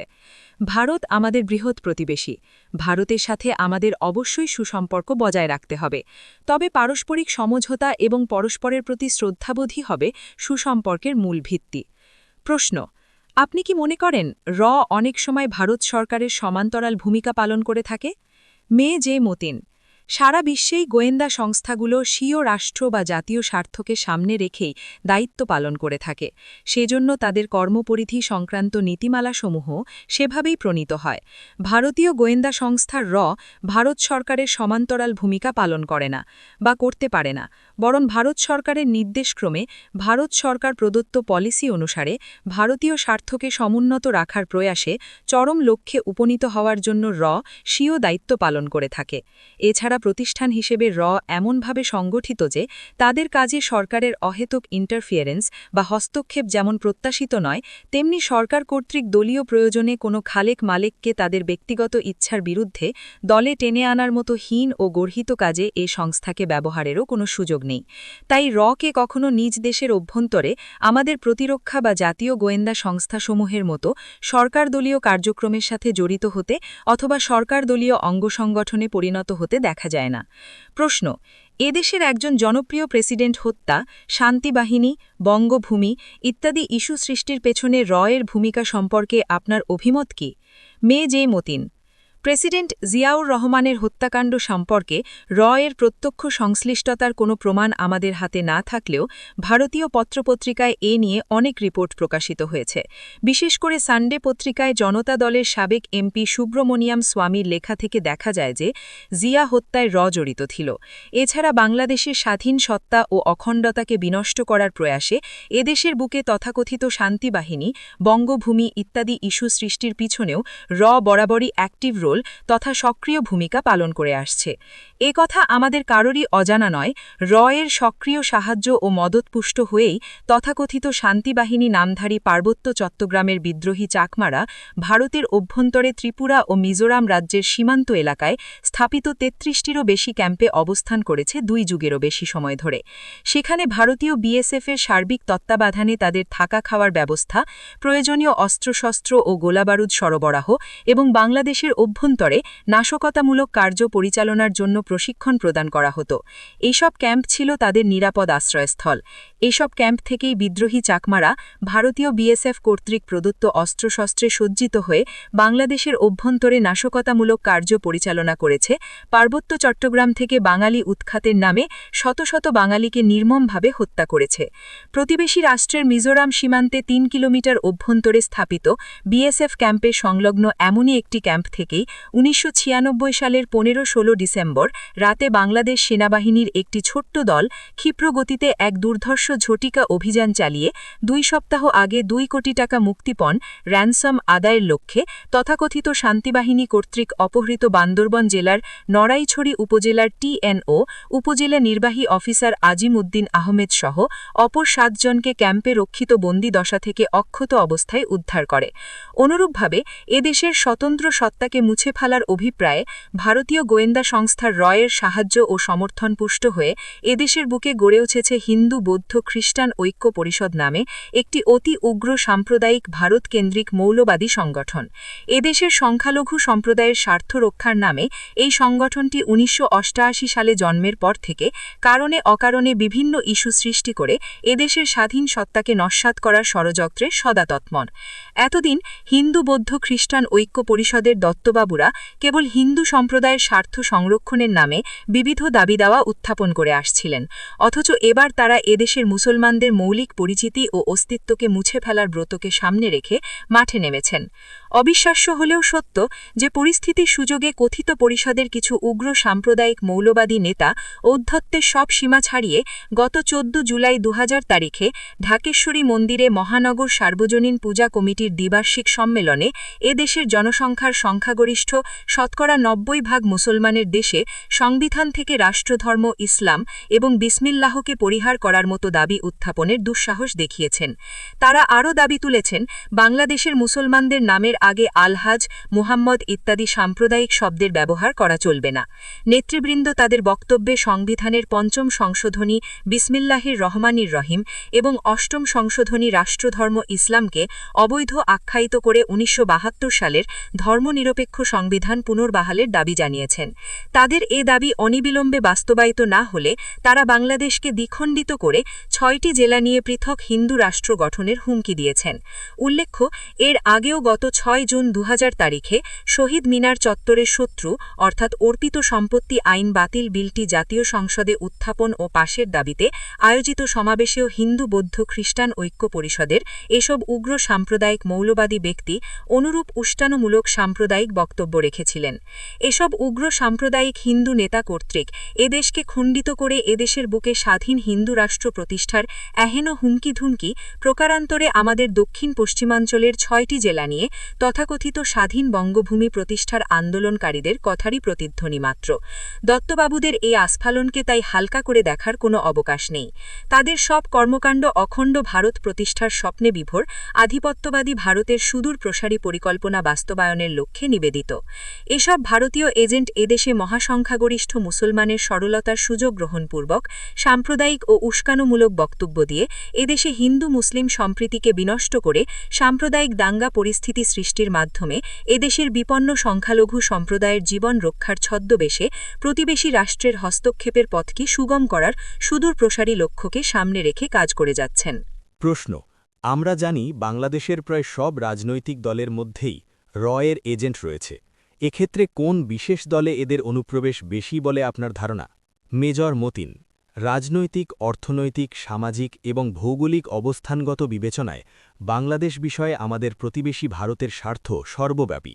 কাজেই সঙ্গত কারণেই আমাদের ভূখণ্ডে ভারতীয় গোয়েন্দা সংস্থা বেশ কর্মতৎপর হবে এবং শক্তিশালী নেটওয়ার্ক বিস্তার করে কর্মকাণ্ড পরিচালনা করবে, এটাই স্বাভাবিক। ধানমন্ডিস্থ ভারতীয় দূতাবাসের অভ্যন্তরে কূটনৈতিক হিসেবে কর্মরত কর্মকর্তা কর্মচারীদের অনেকেই এর সক্রিয় সদস্য। এদেশে একটি বিশেষ রাজনৈতিক দলের ছত্রছায়ায় এবং একই মতাদর্শে বিশ্বাসী শিক্ষা, সংস্কৃতি ও মিডিয়া জগতে সৃষ্ট বুদ্ধিজীবী নামধারী একটি চিহ্নিত মহল বিশেষের আশীর্বাদ পুষ্ট হয়ে নির্বিঘ্নে এবং বেশ খোলামেলাভাবেই তাদের সকল অবৈধ কর্মতৎপরতা চালিয়ে থাকে। বাংলাদেশের প্রায় সকল রাজনৈতিক দলের মধ্যেই এর এজেন্ট রয়েছে, একথা নির্মম সত্য। তবে একথাও আমাদের কারোই অজানা থাকার কথা নয় যে আমাদের দেশে একটি বিশেষ রাজনৈতিক দলে এর প্রত্যক্ষ ও পরোক্ষভাবে অনুপ্রবেশ না বলে আমি বরং তাকে বলবো প্রভাব, কেননা অনুপ্রবেশ সাধারণত অজ্ঞাতে ঘটে, সীমাহীন, এবং সে দলটি হচ্ছে স্বাধীনতার পক্ষের শক্তি বলে দাবিদার বর্তমান ক্ষমতাসীন আওয়ামী লীগ। এদের দেশ পরিচালনা থেকে দলীয় কর্মকাণ্ড সবকিছুতেই রয়েছে এর খবরদারি। এ প্রসঙ্গে আমার নিজস্ব অভিজ্ঞতার আলোকে আমি এখানে একটি ছোট্ট ঘটনার অবতারণা করতে চাই। ১৯৯৬ সালের নির্বাচনের কয়েক সপ্তাহ আগের কথা। আওয়ামী লীগ তার কাউন্সিল অধিবেশন সম্পন্ন করেছে মাত্র। উক্ত অধিবেশন সম্পন্ন হওয়ার পরদিন আওয়ামী লীগের একজন অতি বয়োজ্যেষ্ঠ এবং নেতৃস্থানীয় ব্যক্তিত্ব, ভারতীয় দূতাবাসে ফার্স্ট সেক্রেটারি হিসেবে কর্মরত মিস্টার জে.সি. পান্থ, প্রকৃতপক্ষে তিনি এর কান্ট্রি ম্যানেজার হিসেবে দায়িত্বপ্রাপ্ত ছিলেন, কে টেলিফোন করে তার কাছ থেকে পরদিন তার অফিসে সাক্ষাৎ করার জন্য সময় প্রার্থনা করেন। সাক্ষাৎ প্রদানে রাজি হয়ে মিস্টার জে.সি. পান্থ সাক্ষাৎকালীন আলোচ্য সূচি সম্পর্কে জানতে চাইলে উক্ত নেতা তাকে জানান যে, "You know, Mr. Panth, we have just concluded our annual council meeting. I just want to appraise you about the important decision we have taken in the meeting. This is just for my satisfaction." or words to this effect. সে মতে তিনি পরদিন ভারতীয় দূতাবাসে গমন করেন এবং mister J C. পান্থকে তাদের council মিটিংয়ের কার্যাবলী এবং গৃহীত সিদ্ধান্ত সম্পর্কে যথারীতি অবহিত করেন। শুধু তাই নয়, ১৯৯৬-এর নির্বাচনের মাসাধিককাল পূর্ব থেকেই ভারতীয় দূতাবাসের প্রায় সকল কর্মকর্তা দেশের 4টি বিভাগীয় সদর ছাড়াও উল্লেখযোগ্য সংখ্যক জেলা সদরে পরিকল্পিত সফর করেছেন ব্যাপকভাবে। আমাদের পররাষ্ট্র ও স্বরাষ্ট্র মন্ত্রণালয়ের পূর্বানুমোদনক্রমেই সেসব সফর সম্পন্ন হয়েছে। বিশ্বাস করার সঙ্গত কারণ আছে যে একটি বিশেষ রাজনৈতিক দলের পক্ষে সহায়ক শক্তি হিসেবে নির্বাচনে পজিটিভ রোল প্লে বা নিশ্চিত ভূমিকা পালনের লক্ষ্যেই নিবেদিত ছিল ভারতীয় দূতাবাস নামের এই বিদেশি দূতাবাসের কর্মকর্তাদের এত সব অবৈধ কর্মতৎপরতা। সেজন্যই আমি বলছি যে আওয়ামী লীগের ওপর এর প্রত্যক্ষ এবং পরোক্ষ প্রভাব ব্যাপক এবং সীমাহীন। তারা একে অপরের সম্পূরক। প্রশ্ন: আমরা জানি ডিজিএফআই ও এনএসআই মূলত কাউন্টার ইন্টেলিজেন্স তৎপরতা চালিয়ে থাকে। এক্ষেত্রে বৈদেশিক বা স্ট্র্যাটেজিক গুপ্তচর চালানোয় বাধা কোথায়? মেজর মতিন: কোথাও কোনো বাধা নেই, নেহায়েত সদিচ্ছার অভাব।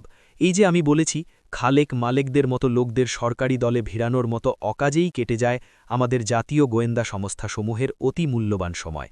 আসল কাজ চালানোর মতো সুযোগ ও সময় তাদের আসবে কোথা থেকে? প্রকৃতপক্ষে আমাদের প্রতিরক্ষা গোয়েন্দা সংস্থার কর্মকাণ্ডের পরিধি বেশ ব্যাপক।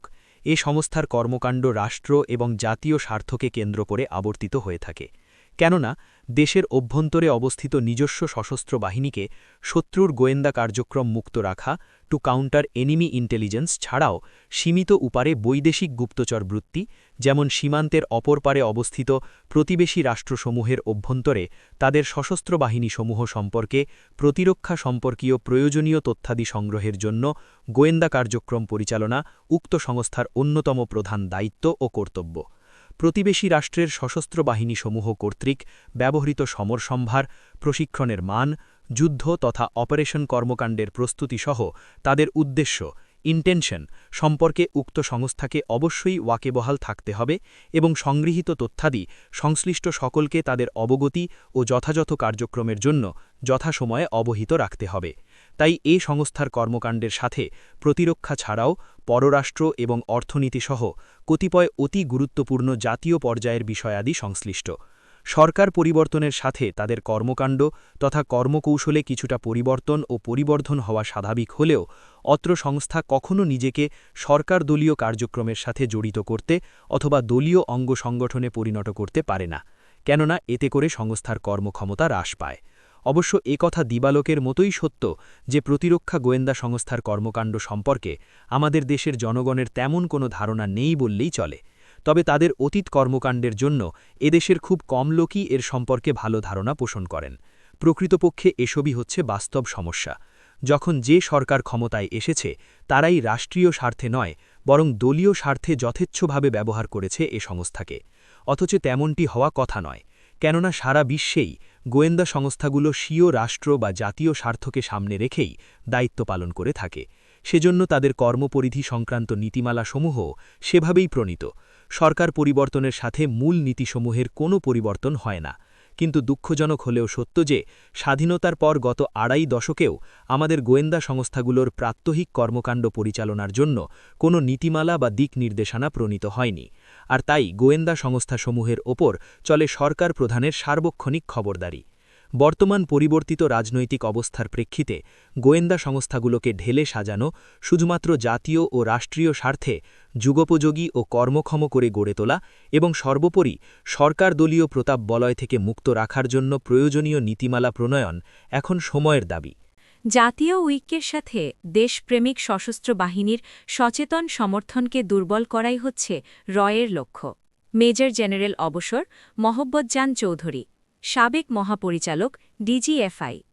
১৯৭৫-এর পটপরিবর্তনের পর যখন সীমান্তে কাদেরিয়া বাহিনীর হামলাসহ সশস্ত্র বাহিনীতে একটির পর একটি অভ্যুত্থান সংঘটিত হচ্ছিল, সে সময় ১৯৭৭ সালের ৮ অক্টোবর ডিজিএফআইএ মহাপরিচালকের দায়িত্ব গ্রহণ করেন মেজর জেনারেল মহব্বতজান চৌধুরী। দেশের সকল পর্যায়ে প্রত্যক্ষ পরোক্ষ ভারতীয় হুমকি মোকাবেলায় তখন রয়ের মতো একটি বিশাল সংস্থার বিরুদ্ধে অমিত দেশপ্রেম নিয়ে রুখে দাঁড়াতে হয়েছিল প্রতিরক্ষা গোয়েন্দা মহাপরিদপ্তরকে। তাই এই সংস্থার মহাপরিচালক হিসাবে দায়িত্ব পালনের এই সময়কে যে মহব্বতজান চৌধুরী চিহ্নিত করেছেন রয়ের সাথে বুদ্ধির যুদ্ধকালীন ব্যাটল অফ উইটস সময় বলে। ১৯৫৫ সালে কাকুলস্থ পাকিস্তান মিলিটারি একাডেমি থেকে সিগন্যাল করে কমিশনপ্রাপ্ত এই সেনা কর্মকর্তা গুপ্তচর বৃত্তির জগতে দীর্ঘদিন বিচরণ করেছেন। সেই অভিজ্ঞতার আলোকে ডিজিএফআই হিসাবে নিয়োগ প্রাপ্তির পর থেকে ১৮ আগস্ট ৮২ তারিখে অবসর নেয়ার দিন পর্যন্ত বাংলাদেশে পরিচালিত বৈদেশিক গুপ্তচর সংস্থার কার্যক্রম খুব কাছ থেকে অনুধাবন করার সুযোগ তিনি পেয়েছেন। তবে তাকে সব দিক থেকে ভারতীয় গুপ্তচর সংস্থাকেই মোকাবেলা করতে হয়েছে সবচেয়ে বেশি, এবং সে সময় তার দাবিমতে বাংলাদেশে মর্যাদা, অর্থনৈতিক সমৃদ্ধি, জাতীয় ঐক্য এবং জিয়াউর রহমানের বিপুল জনপ্রিয়তা এদেশে রয়ের কার্যক্রমের জন্য দুরূহ বাধা হয়ে দাঁড়িয়েছিল। বর্তমানে অবসর জীবনযাপন করলেও যে মহব্বতজান চৌধুরী দেশের সার্বিক পরিস্থিতি নিয়ে বরাবরই অত্যন্ত সচেতন। তাই বাংলাদেশে পরিচালিত তৎপরতা সম্পর্কে তার মতামত জানতে চাইলে বিদেশ গমনের পূর্ব মুহূর্তে সংক্ষিপ্ত আকারে হলেও তিনি একটি সাক্ষাৎকার প্রদান করেন দৈনিক ইনকিলাবকে। প্রশ্ন: আপনি একসময় বাংলাদেশের অন্যতম গোয়েন্দা সংস্থা ডিজিএফআইএ মহাপরিচালক পদে নিয়োজিত ছিলেন। অভিজ্ঞতার আলোকে এদেশে রয়ের লক্ষ্য উদ্দেশ্য কী বলে আপনি মনে করেন? যে মহব্বতজান: আমি ১৯৭৭ সালে প্রেসিডেন্ট জিয়াউর রহমানের বিরুদ্ধে একটি ব্যর্থ অভ্যুত্থানের পটভূমিতে প্রতিরক্ষা গোয়েন্দা মহাপরিদপ্তরের প্রধান হিসাবে নিয়োগপ্রাপ্ত হই। সে সময়টা ছিল জাতির জন্য একটি ক্রান্তিকাল। বাংলাদেশ সামরিক বাহিনীর শৃঙ্খলা রক্ষা করা, রাষ্ট্রের সার্বভৌমত্ব ও দেশের স্থিতিশীলতা বজায় রাখা তখন ছিল অত্যন্ত জরুরি। সে সময়ে সেনাবাহিনীতে বিশৃঙ্খলা সৃষ্টির মাধ্যমে একটি রাজনৈতিক পটপরিবর্তন ঘটিয়ে দেশকে একটি ভয়াবহ বিপদের মুখে ঠেলে দেওয়ার জন্য বিশেষ গোষ্ঠী অন্তর্ঘাতমূলক কার্যক্রম চালিয়ে যাচ্ছিল। একটি শক্তিশালী, সুশৃঙ্খল, দক্ষ ও দেশপ্রেমিক সেনাবাহিনী গড়ে তোলা ছিল তখন আমাদের স্বাধীনতা ও সার্বভৌমত্বের রক্ষা কবচ। স্বাভাবিকভাবেই ধারণা করা যায় যে আমাদের তখনকার প্রচেষ্টা বাংলাদেশকে যারা তাবেদার রাষ্ট্র হিসাবে দেখতে চায় তারা সুনজরে দেখেনি। ভারতীয় গুপ্তচর সংস্থা রিসার্চ অ্যান্ড অ্যানালিসিস উইং তখন তাদের দেশের অস্থিতিশীল রাজনৈতিক পরিবেশ সত্ত্বেও প্রতিবেশী বাংলাদেশে একটি স্বাধীনচেতা সরকারকে ব্যতিব্যস্ত করার সুযোগ হাতছাড়া করতে চায়নি। তবে ভারতে জরুরি অবস্থা জারি এবং তারও আগে জয়প্রকাশ নারায়ণের নেতৃত্বে গণ আন্দোলন ও পরবর্তীতে দেশাই সরকারের বাংলাদেশের প্রতি নমনীয় মনোভাব গ্রহণের কারণে বাংলাদেশের সাথে সম্পর্কের কিছুটা উন্নতি ঘটে। তবে তাই বলে তারা নিশ্চুপ বসে থাকেনি, বরং দেশাই সরকার পরবর্তী কটি বছর মূলত রয়ের সাথে চলে বুদ্ধির যুদ্ধ, battle of wits. President Ziaur রহমানের যোগ্য নেতৃত্বের কারণে বাংলাদেশের মর্যাদা, অর্থনৈতিক সমৃদ্ধি, রাজনৈতিক স্থিতিশীলতা ও সর্বোপরি জাতীয় ঐক্য এবং জিয়াউর রহমানের বিপুল জনপ্রিয়তা তখন বাংলাদেশের রয়ের কার্যক্রমের জন্য দুরূহ বাধা হয়ে দাঁড়িয়েছিল। বিশেষ করে আন্তর্জাতিকভাবে বাংলাদেশের প্রতিষ্ঠা কোনো হঠকারী প্রচেষ্টার জন্য শক্ত অন্তরায় হয়ে দাঁড়ায়। তবে ১৯৮১ সালে মুক্তিযোদ্ধা ও রাজাকার ইস্যু তুলে ও শেখ হাসিনার দেশে ফেরার উপলক্ষ ধরে আমাদের দেশে আবারও অস্থিতিশীলতা দেখা দেয়। এক্ষেত্রে রয়ের ভূমিকা কতখানি ও কিভাবে সেটা প্রতিরোধ করা যায় তা ভেবে ওঠার আগেই প্রেসিডেন্ট জিয়াউর রহমান শহীদ হন। এরপরে আমি একটি বছর গোয়েন্দা সংস্থায় থাকি, নানা রাজনৈতিক উত্থান পতনের মাঝে। একটি বাক্যেই বলতে পারি, আমাদের জাতীয় ঐক্যের সাথে দেশপ্রেমিক সশস্ত্র বাহিনীর সচেতন সমর্থনকে দুর্বল করাই হচ্ছে রয়ের লক্ষ্য ও উদ্দেশ্য। এটি আগেও ছিল, এখনও আছে। প্রশ্ন: বাংলাদেশে কিভাবে, কোন সেক্টরে কাজ করে থাকে?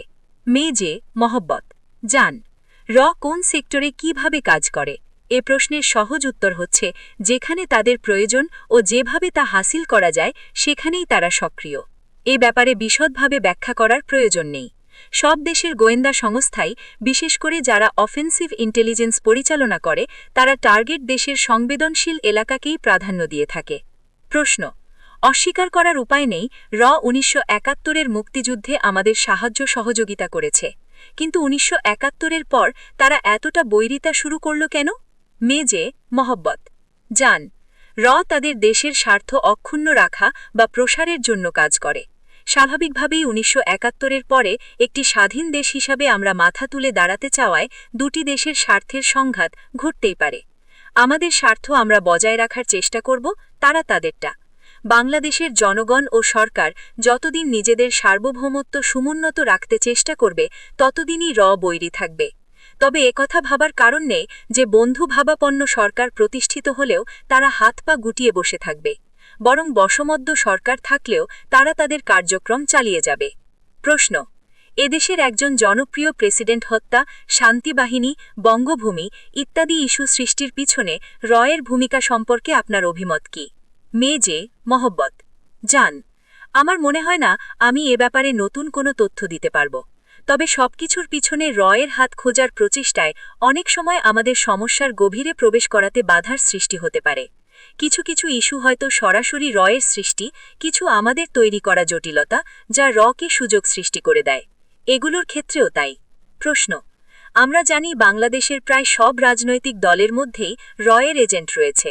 এক্ষেত্রে কোন বিশেষ দলে এদের অনুপ্রবেশ বেশি বলে আপনার মনে হয়?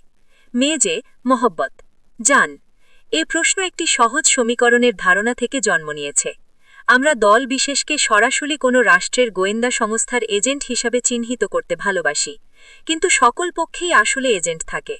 তবে স্বাভাবিকভাবে পৃথিবীর সব গোয়েন্দা সংস্থাই চাইবে তার দেশের বিরোধী এমন দলের মাঝে এজেন্ট তৈরি করতে।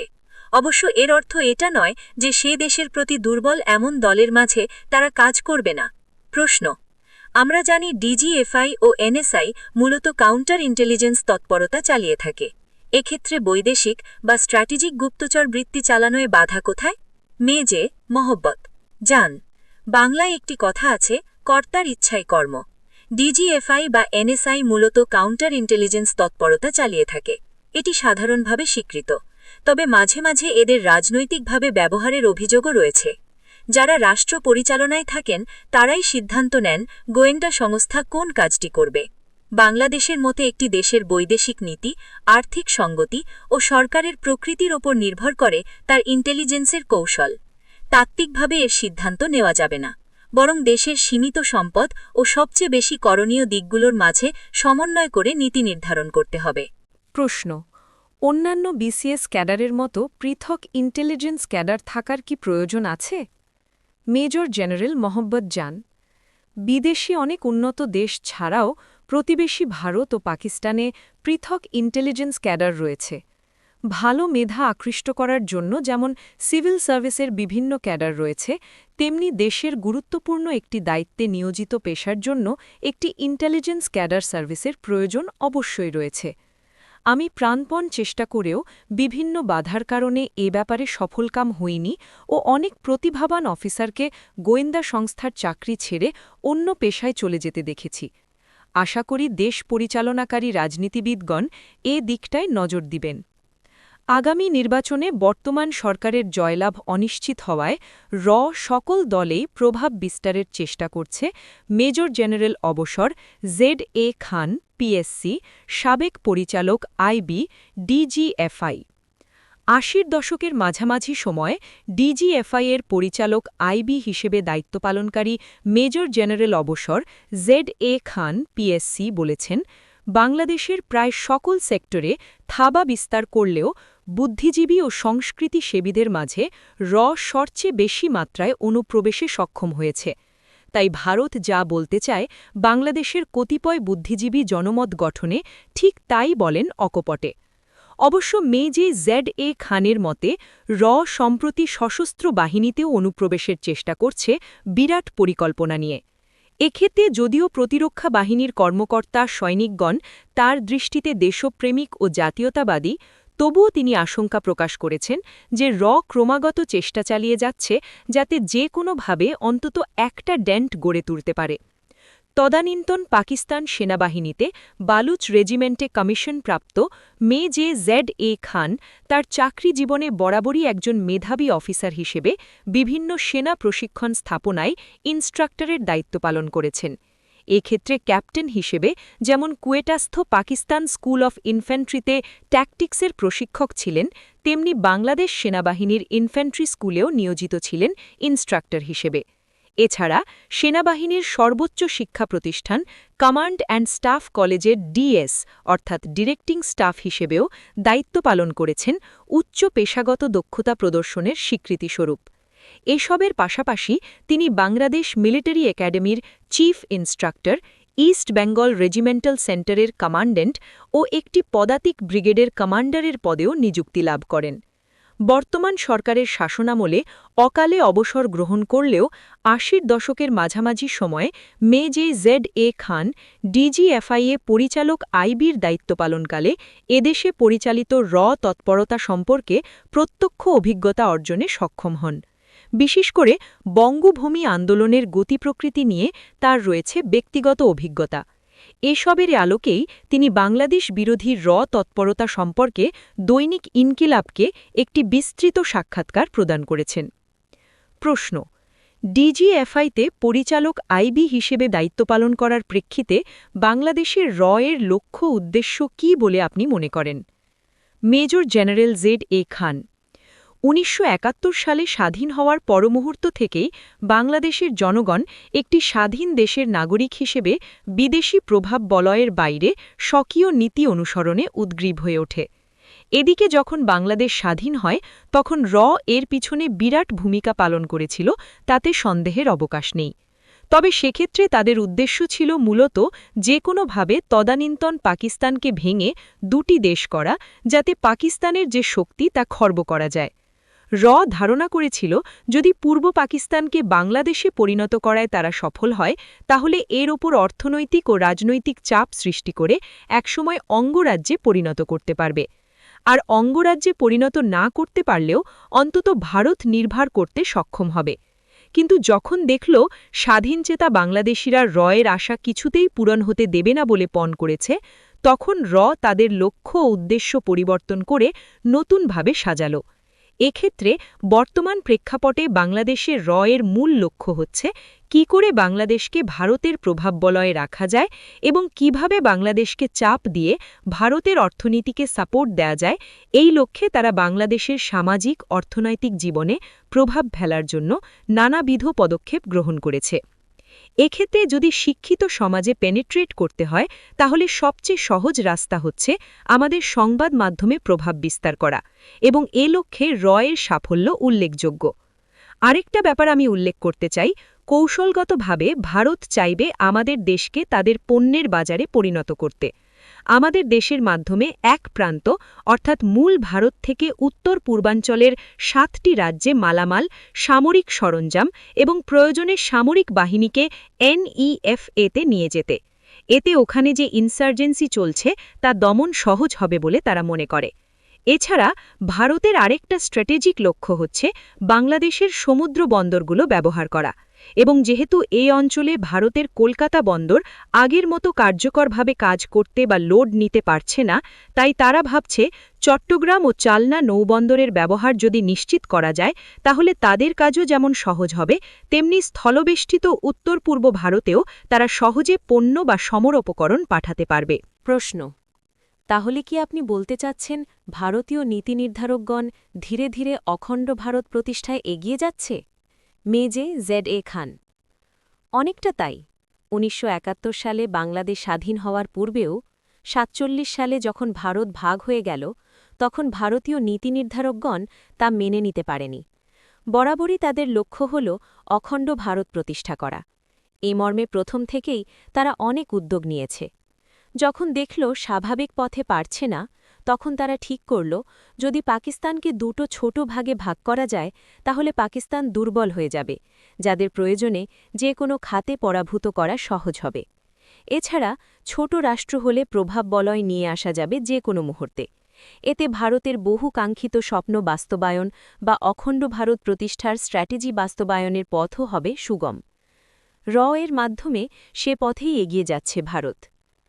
প্রশ্ন: এদেশে কোন কোন সেক্টরে কাজ করে থাকে বলে আপনি মনে করেন? মেজে ZA খান: বর্তমানে বাংলাদেশে মোটামুটি সব সেক্টরেই কাজ করছে, কেননা যদি কোনো একটা সেক্টরকে বাদ দেয় তাহলে ওখানে গ্যাপ থেকে যাবে বলে তারা মনে করে। তবে আমার মনে হয় বিশেষভাবে উদ্যোগ নিচ্ছে আমাদের সংবাদ মাধ্যম, শিক্ষা, কৃষ্টি, সংস্কৃতি সেক্টরে, যাতে তারা ধীরে হলেও জনমত সৃষ্টি করে প্রভাব বলয় বিস্তারে সক্ষম হয়। দ্বিতীয়ত, তারা সম্প্রতি সেনাবাহিনীতেও অনুপ্রবেশের চেষ্টা করছে বিরাট পরিকল্পনা নিয়ে। যদিও আমার বিশ্বাস এক্ষেত্রে এর কাজটি খুবই কঠিন হবে, কারণ বাংলাদেশ সশস্ত্র বাহিনীর অফিসার ও সদস্যদের বেশিরভাগই ন্যাশনালিস্ট, এবং কোনো বিদেশি চক্র যাতে এদেশে প্রভাব বিস্তার করতে না পারে সে ব্যাপারে তারা সজাগ। তবুও তারা চেষ্টা চালিয়ে যাচ্ছে যাতে যে কোনোভাবে যে কোনো পর্যায়ে অন্তত একটা ডেন্ট গড়ে তুলতে সক্ষম হয়। অন্য একটি উল্লেখযোগ্য সেক্টর হচ্ছে আমাদের বুদ্ধিজীবী সেক্টর। এক্ষেত্রে তারা এতটাই সফল হয়েছে যে এখন ভারত তার স্বার্থে যা বলতে চায়, আমাদের কতিপয় বুদ্ধিজীবী জনমত গঠনে ঠিক তাই বলেন। যেমন ট্রানজিটের সপক্ষে এরা এমনভাবে কথা বলেছেন যা ভারতীয় পারপাসকেই সার্ভ করেছে। আর্মি থাকার প্রয়োজন নেই, এ ধরনের বক্তব্য থেকেও এসব বুদ্ধিজীবীর প্রকৃত মুরব্বী কারা তা বোঝা যায়। আবার অর্থনৈতিক রাজনৈতিক সেক্টরেও বিশেষভাবে কাজ করছে বলে আমরা সবাই জানি, এবং এতে আমার ধারণা তারা কেবল একটি দলকে লক্ষ্য করে রাজনৈতিক অঙ্গনে ইন্টারভিন করছে না, বরং সকল দলেই তাদের লোক পুশ করার চেষ্টা করছে। এছাড়া ধর্মীয় সেক্টরেও ব্যাপকভাবে কাজ করছে। আমি একসময় শুনেছি যে ভারতে প্রতি বছর বিজেপি রোজার সময় ইফতার পার্টির আয়োজন করে, যেখানে বাংলাদেশের কোনো এক রাজনৈতিক দলের প্রতিনিধিত্ব হয়ে থাকে। পাশাপাশি বিভিন্ন ধর্মীয় ব্যক্তি, পীর, এদের মধ্যেও অনুপ্রবেশ করেছে। এসব ধর্মীয় ব্যক্তিদের কাছে সমাজের উঁচু স্তরের অনেকেই আসেন, যাদের ওই ধর্মীয় ব্যক্তির মাধ্যমে মোটিভেট করা সহজ হয়। প্রশ্ন: একথা অস্বীকার করার উপায় নেই যে ৭১-এর মুক্তিযুদ্ধে সহায়তা করেছে, কিন্তু স্বাধীন বাংলাদেশে তারা এতটা বৈরিতা শুরু করল কেন? Major general Z.A. খান: ৭১-এর আমাদের মুক্তিযুদ্ধে সহায়তা করেছে কথাটা সত্য, তবে ১৬ ডিসেম্বরের আগে ভারত যে পরিকল্পনা করেছিল সেই পরিকল্পনার উদ্দেশ্য ছিল যদি বাংলাদেশ স্বাধীন হয় তাহলে এখানে একটা স্থান করে নিতে পারবে। কিন্তু এদেশের মুক্তিযোদ্ধা ও জনগণ যেমন পূর্বেও তদানীন্তন পূর্ব পাকিস্তানে ভারতের প্রভাব বরদাস্ত করেনি, তেমনি বাংলাদেশ হওয়ার পরও চাইনি ভারত তাদের ওপর কোনো প্রভাব বিস্তার করুক। এটা জানত, তবুও তারা মুক্তিযুদ্ধে সাহায্য করেছিল একটাই উদ্দেশ্যে, যে একটা শক্তিশালী দেশকে ভেঙে দুটি দুর্বল দেশ করতে পারলে তা ভারতের এ এলাকায় বিরাট প্রভাব বলয় সৃষ্টিকে নিশ্চিত করবে। বাংলাদেশ হওয়ার পর ভারতের সেনাবাহিনী যেভাবে লুটপাট করেছে বা যেভাবে ভারত আমাদের প্রশাসনে তাদের নিজস্ব লোক বসিয়ে প্রশাসন চালাতে চেয়েছে, তা দেখে বাংলাদেশিরা শঙ্কিত হয়ে পড়ে। তাদের আশঙ্কা জাগে যদি কে বাধা দেয়া না হয় তাহলে আস্তে আস্তে আমাদের বাংলাদেশকে ভারতের একটি অঙ্গরাজ্য হিসেবে গ্রাস করতে তারা উদ্যোগ নেবে। শুধু তাই নয়, যুদ্ধে পাকিস্তান যখন আত্মসমর্পণ করল তখন যেসব সমরাস্ত্র তাদের ছিল তার পুরোটাই নিয়ে গেল ভারত একচেটিয়াভাবে। এতে জনগণ ক্ষুব্ধ হয়, আর এর এসব সিদ্ধান্তের পিছনে মুখ্য ভূমিকা রাখায় জনগণ এদের বৈরী হয়ে ওঠে। এছাড়া জনগণ যখন আন্দোলনের মাধ্যমে তদানীন্তন সরকারের বিভিন্ন পদক্ষেপের বিরুদ্ধে অবস্থান নেয়, তখন মূলত পরামর্শকদের পরামর্শেই সরকার একটির পর একটি কঠিনতম সিদ্ধান্ত নিয়েছিল, জনগণকে প্রতিহত করার চেষ্টা করেছিল। এসব শেখ মুজিব পাকিস্তান থেকে ফেরত আসার আগেকার কথা। এরপর শেখ মুজিবুর রহমান ফিরে এসে যখন ভারতীয় বাহিনীকে চলে যেতে বললেন, তখন প্রথমে ভারত থমকে যায়। এখানে প্রশ্ন আসে, ভারত কেন শেখ মুজিবের ফিরে আসার আগে সৈন্য সরিয়ে নেয়ার উদ্যোগ নেয়নি? আসলে ভারত এদেশে কিছু একটা ভজঘট পাকানোর জন্যই সে সময় সৈন্য সরিয়ে নেয়নি। আমার ধারণা একটা ভ্রান্ত ধারণা দিয়ে ভারত সরকারকে প্ররোচিত করেছে উল্লেখিত ভূমিকা পালনের জন্য। এরপর ৭১-এর পর ভারত সরকার যেসব মেজর সিদ্ধান্ত নিয়েছে তার পিছনে সবচেয়ে বড় ভূমিকা রেখেছে কারণ ৭১-এর অপারেট করেছে গ্রামগঞ্জে, অলিতে গলিতে। এছাড়া যুদ্ধের সময় অনেক যুবক মুক্তিবাহিনী সদস্য হিসেবে ভারতে গিয়েছিল। এদের আরও বিশেষ করে বলতে হয় মুজিব বাহিনীর সদস্যদের বিভিন্ন ধরনের প্রলোভন দেখিয়ে নিজেদের আয়ত্তে নিয়ে এসে তাদের মাধ্যমে কাজ করেছে। এরপর যখন দেখা গেল সমাজে অস্থিরতা বেড়ে যাচ্ছে অপশাসনের কারণে, যখন শেখ মুজিব একটির পর একটি গণবিরোধী সিদ্ধান্ত নিচ্ছেন দেশ শাসনের ক্ষেত্রে, তখন কিছু পত্রিকা ও ভারত তাকে বাহাবা দিতে শুরু করল। এতে বোঝা গেল যে বিশেষ করে যেসব পত্রিকা তাকে বাহাবা দিচ্ছিল সেগুলো প্রভাবিত। এখনও এ ধরনের উদ্দেশ্যপ্রণোদিত চাটুকারিতা, বাহাবা দেয়া লক্ষ্য করা যায় সংবাদ মাধ্যমে। এখানে ব্যক্তিগত অভিজ্ঞতার কথা বলা যায়। আমি যখন ৭৩ সালে বাংলাদেশে ফিরে আসি তখন দেখলাম বাস্তবে যা ঘটছে অনেক পত্রিকাতেই লেখা হচ্ছে তার উল্টোটা, গুণকীর্তন ছাড়া ভিন্ন কিছু নেই। তখন প্রথমে ভাবলাম সরকারি পৃষ্ঠপোষকতা পায় বলেই হয়তো কিছু পত্রিকা এ ধরনের ভূমিকা রাখছে, কিন্তু সবগুলোই তো সরকারি আনুকূল্য বা টাকা পেত না, তাহলে তারা এই কাজটি করছে কেন? কারণ অনুসন্ধান করলে দেখা যাবে এগুলো ফাইন্যান্সড, প্রভাবিত। সে সময় আমি মাঝে মধ্যে পরিচিত অফিসারদের কাছে একান্ত ঘরোয়া পরিবেশে হয়তো দু একটা মন্তব্য করতে চাইতাম, তখন অনেকেই বলতেন কোনরূপ ভারত বিরোধী কথা না বলতে, কারণ আশপাশেই এর লোক আছে, কথা বলতেন সবাই। অর্থাৎ আমাদের সমাজে প্রতিটি ক্ষেত্রেই অনুপ্রবেশ করেছিল, ফলে সকল ডিসিশনের ক্ষেত্রে এর প্রভাব লক্ষণীয় হয়ে উঠেছিল। সবচেয়ে বড় প্রমাণ হল জাতীয় রক্ষী বাহিনী গঠন, যা ছিল এর ব্রেইন চাইল্ড। এই জেআরবি ভারত বিরোধী দেশপ্রেমিকদের ওপর অত্যাচারের স্টিম রোলার চালিয়েছিল। এর কর্মকর্তারাও ছিলেন সব ভারতমুখী, কারণ তাদের নির্বাচন প্রশিক্ষণ দিয়েছিল ভারতীয় অফিসাররা। এর সদস্যদেরও বেশিরভাগ ছিল মুজিব বাহিনীর। প্রশ্ন: আমরা জানি প্রায় সব রাজনৈতিক দলেই অনুপ্রবেশ করেছে, এক্ষেত্রে কোনো বিশেষ দলে এই অনুপ্রবেশ বেশি বলে আপনার ধারণা? Major general Z.A. খান: হ্যাঁ, একথা ঠিক যে বাংলাদেশের রাজনৈতিক কর্মকাণ্ডে খুবই তৎপর। এখন যেহেতু নির্বাচন কাছে এসে গেছে, তাই তারা চাইবে এমন একটা দল ক্ষমতায় আসুক যাতে তারা অর্থাৎ তাদের চলমান প্রভাব বিস্তারকে অব্যাহত রাখতে পারে। তবে যেহেতু সবাই বুঝতে পারছে যে বর্তমান সরকার গণবিরোধী সরকারে পরিণত হতে যাচ্ছে, তাই শুধু একটি দলের সাথে সম্পর্ক রাখলে যদি সে দল নির্বাচনে জয়ী না হয়, সেজন্য চেষ্টা করছে যাতে সব দলেই তাদের প্রভাব বজায় থাকে। আমার ধারণা বেশিরভাগ কাজ করছে একটি দলের সাথে যাদের আপাতদৃষ্টিতে মনে হয় বাংলাদেশের জন্য নিবেদিত, কিন্তু তাদের সুদূর প্রসারী লক্ষ্য হচ্ছে প্রতিবেশী দেশের স্বার্থ সংরক্ষণ করা। এক্ষেত্রে ওই দলটি অর্থনৈতিকভাবে অথবা আঞ্চলিক প্রভাব বলয় সৃষ্টিতে সেই প্রতিবেশীকে যেমন সাহায্য করছে, তেমনি সে যাতে বিচ্ছিন্নতাবাদে আক্রান্ত না হয় সেদিকটিতেও লক্ষ্য রাখছে। কি কূটনীতি, কি সমরনীতি, সব ক্ষেত্রেই এই বিশেষ দলটি পালন করছে প্রতিবেশী অনুসৃত নীতির পরিপূরক ভূমিকা। তবে প্রায় সব দলেই কম বেশি অনুপ্রবেশে সক্ষম হয়েছে। এক্ষেত্রে যেহেতু একটা সুনির্দিষ্ট পরিকল্পনা নিয়ে কাজ করে যাচ্ছে, তাই স্বভাবতই প্রথমে তারা চেষ্টা করবে প্রভাবশালী রাজনৈতিক নেতৃবৃন্দকে প্রভাবিত করতে। এখানে একটা বিশেষ দলের কথা তো ওপেন সিক্রেট। এর বাইরে অন্যান্য দলে এমন সব ব্যক্তিত্বের মাধ্যমে কাজ করছে যাদের সম্পর্কে কেউ কখনো ধারণাই করতে পারবে না যে তিনি বা তারা এর এজেন্ট। এক্ষেত্রে এজেন্ট নিয়োগে প্রভাবিত করায় এর কৌশল কি? মেজর জেনারেল ZA খান। কৌশল ৩-৪ রকম হয়ে থাকে। একটা হচ্ছে অর্থনৈতিক সহযোগিতা, তবে অর্থ দেয়া হয় কিন্তু ব্ল্যাকমেইলিং করার জন্য, সহযোগিতার লক্ষ্যে নয়। এখানে ছোট হলেও একটা না একটা প্রমাণ তারা রাখবে, প্রয়োজন বোধে নাকে দড়ি দিয়ে ঘোরানোর জন্য। তখন ব্ল্যাকমেইলিংয়ের ভয়ে বাধ্য হয়েই অর্থগ্রহণকারী এর পক্ষে কাজ করে। এ পর্যায়ে হয়তো অর্থগ্রহণকারী সম্মানিত ব্যক্তি সম্মান রক্ষার জন্য বাধ্য হয়েই তথ্য পাচার থেকে শুরু করে গুপ্তচর্যী বৃত্তির বেড়াজালে জড়িয়ে যায়। অর্থের বাইরে নারী, সুরা এ দুটোর লোভে পড়েও অনেকে ফেসে যায়। আবার বিভিন্ন সম্মান লাভ, ভ্রমণের ব্যবস্থা করা, হয়তো PhD করার ইচ্ছা আছে, পয়সা নেই, এ অবস্থায় অর্থের যোগান দেয়া, সপরিবারে বিশ্বের লোভনীয় স্থানগুলো দেখার ব্যবস্থা করে দেয়া ইত্যাদির মাধ্যমে টোপ ফেলে মোট কথা চাহিদার দিকে লক্ষ্য রেখে সেদিকেই বর্ষি ফেলা হয়। তবে বেশিরভাগ ক্ষেত্রেই এটি হলো অর্থ। এছাড়া আরেকটি দিকে বিশেষ নজর দিয়ে থাকে, এটি হলো সংবাদ মাধ্যম ও পত্রিকার কলামিস্ট।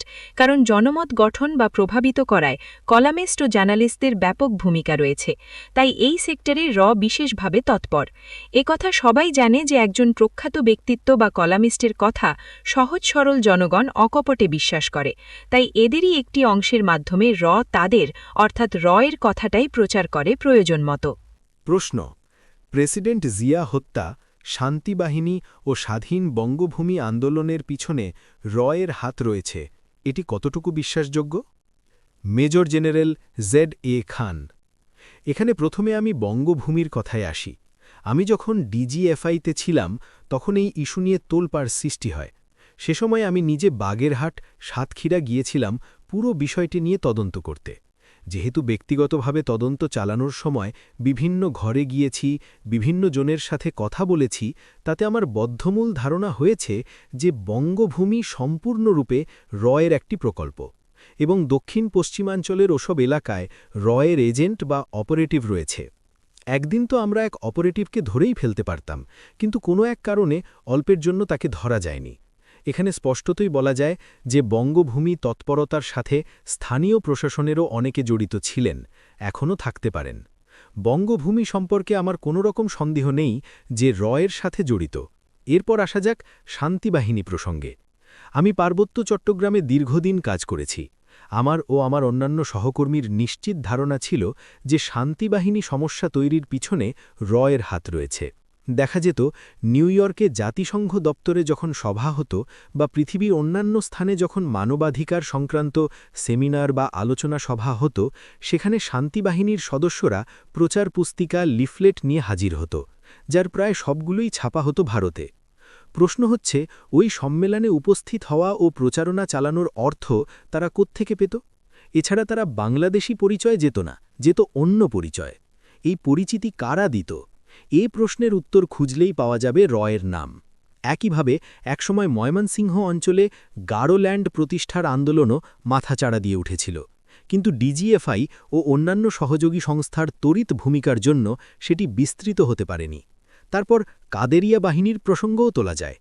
৭৬-৭৭ সালে কাদের সিদ্দিকীর নেতৃত্বাধীন এই বাহিনী যখন বাংলাদেশ সেনাবাহিনীর বিরুদ্ধে যুদ্ধে লিপ্ত, ঘটনাচক্রে তখন আমার পোস্টিং ছিল টাঙ্গাইলে।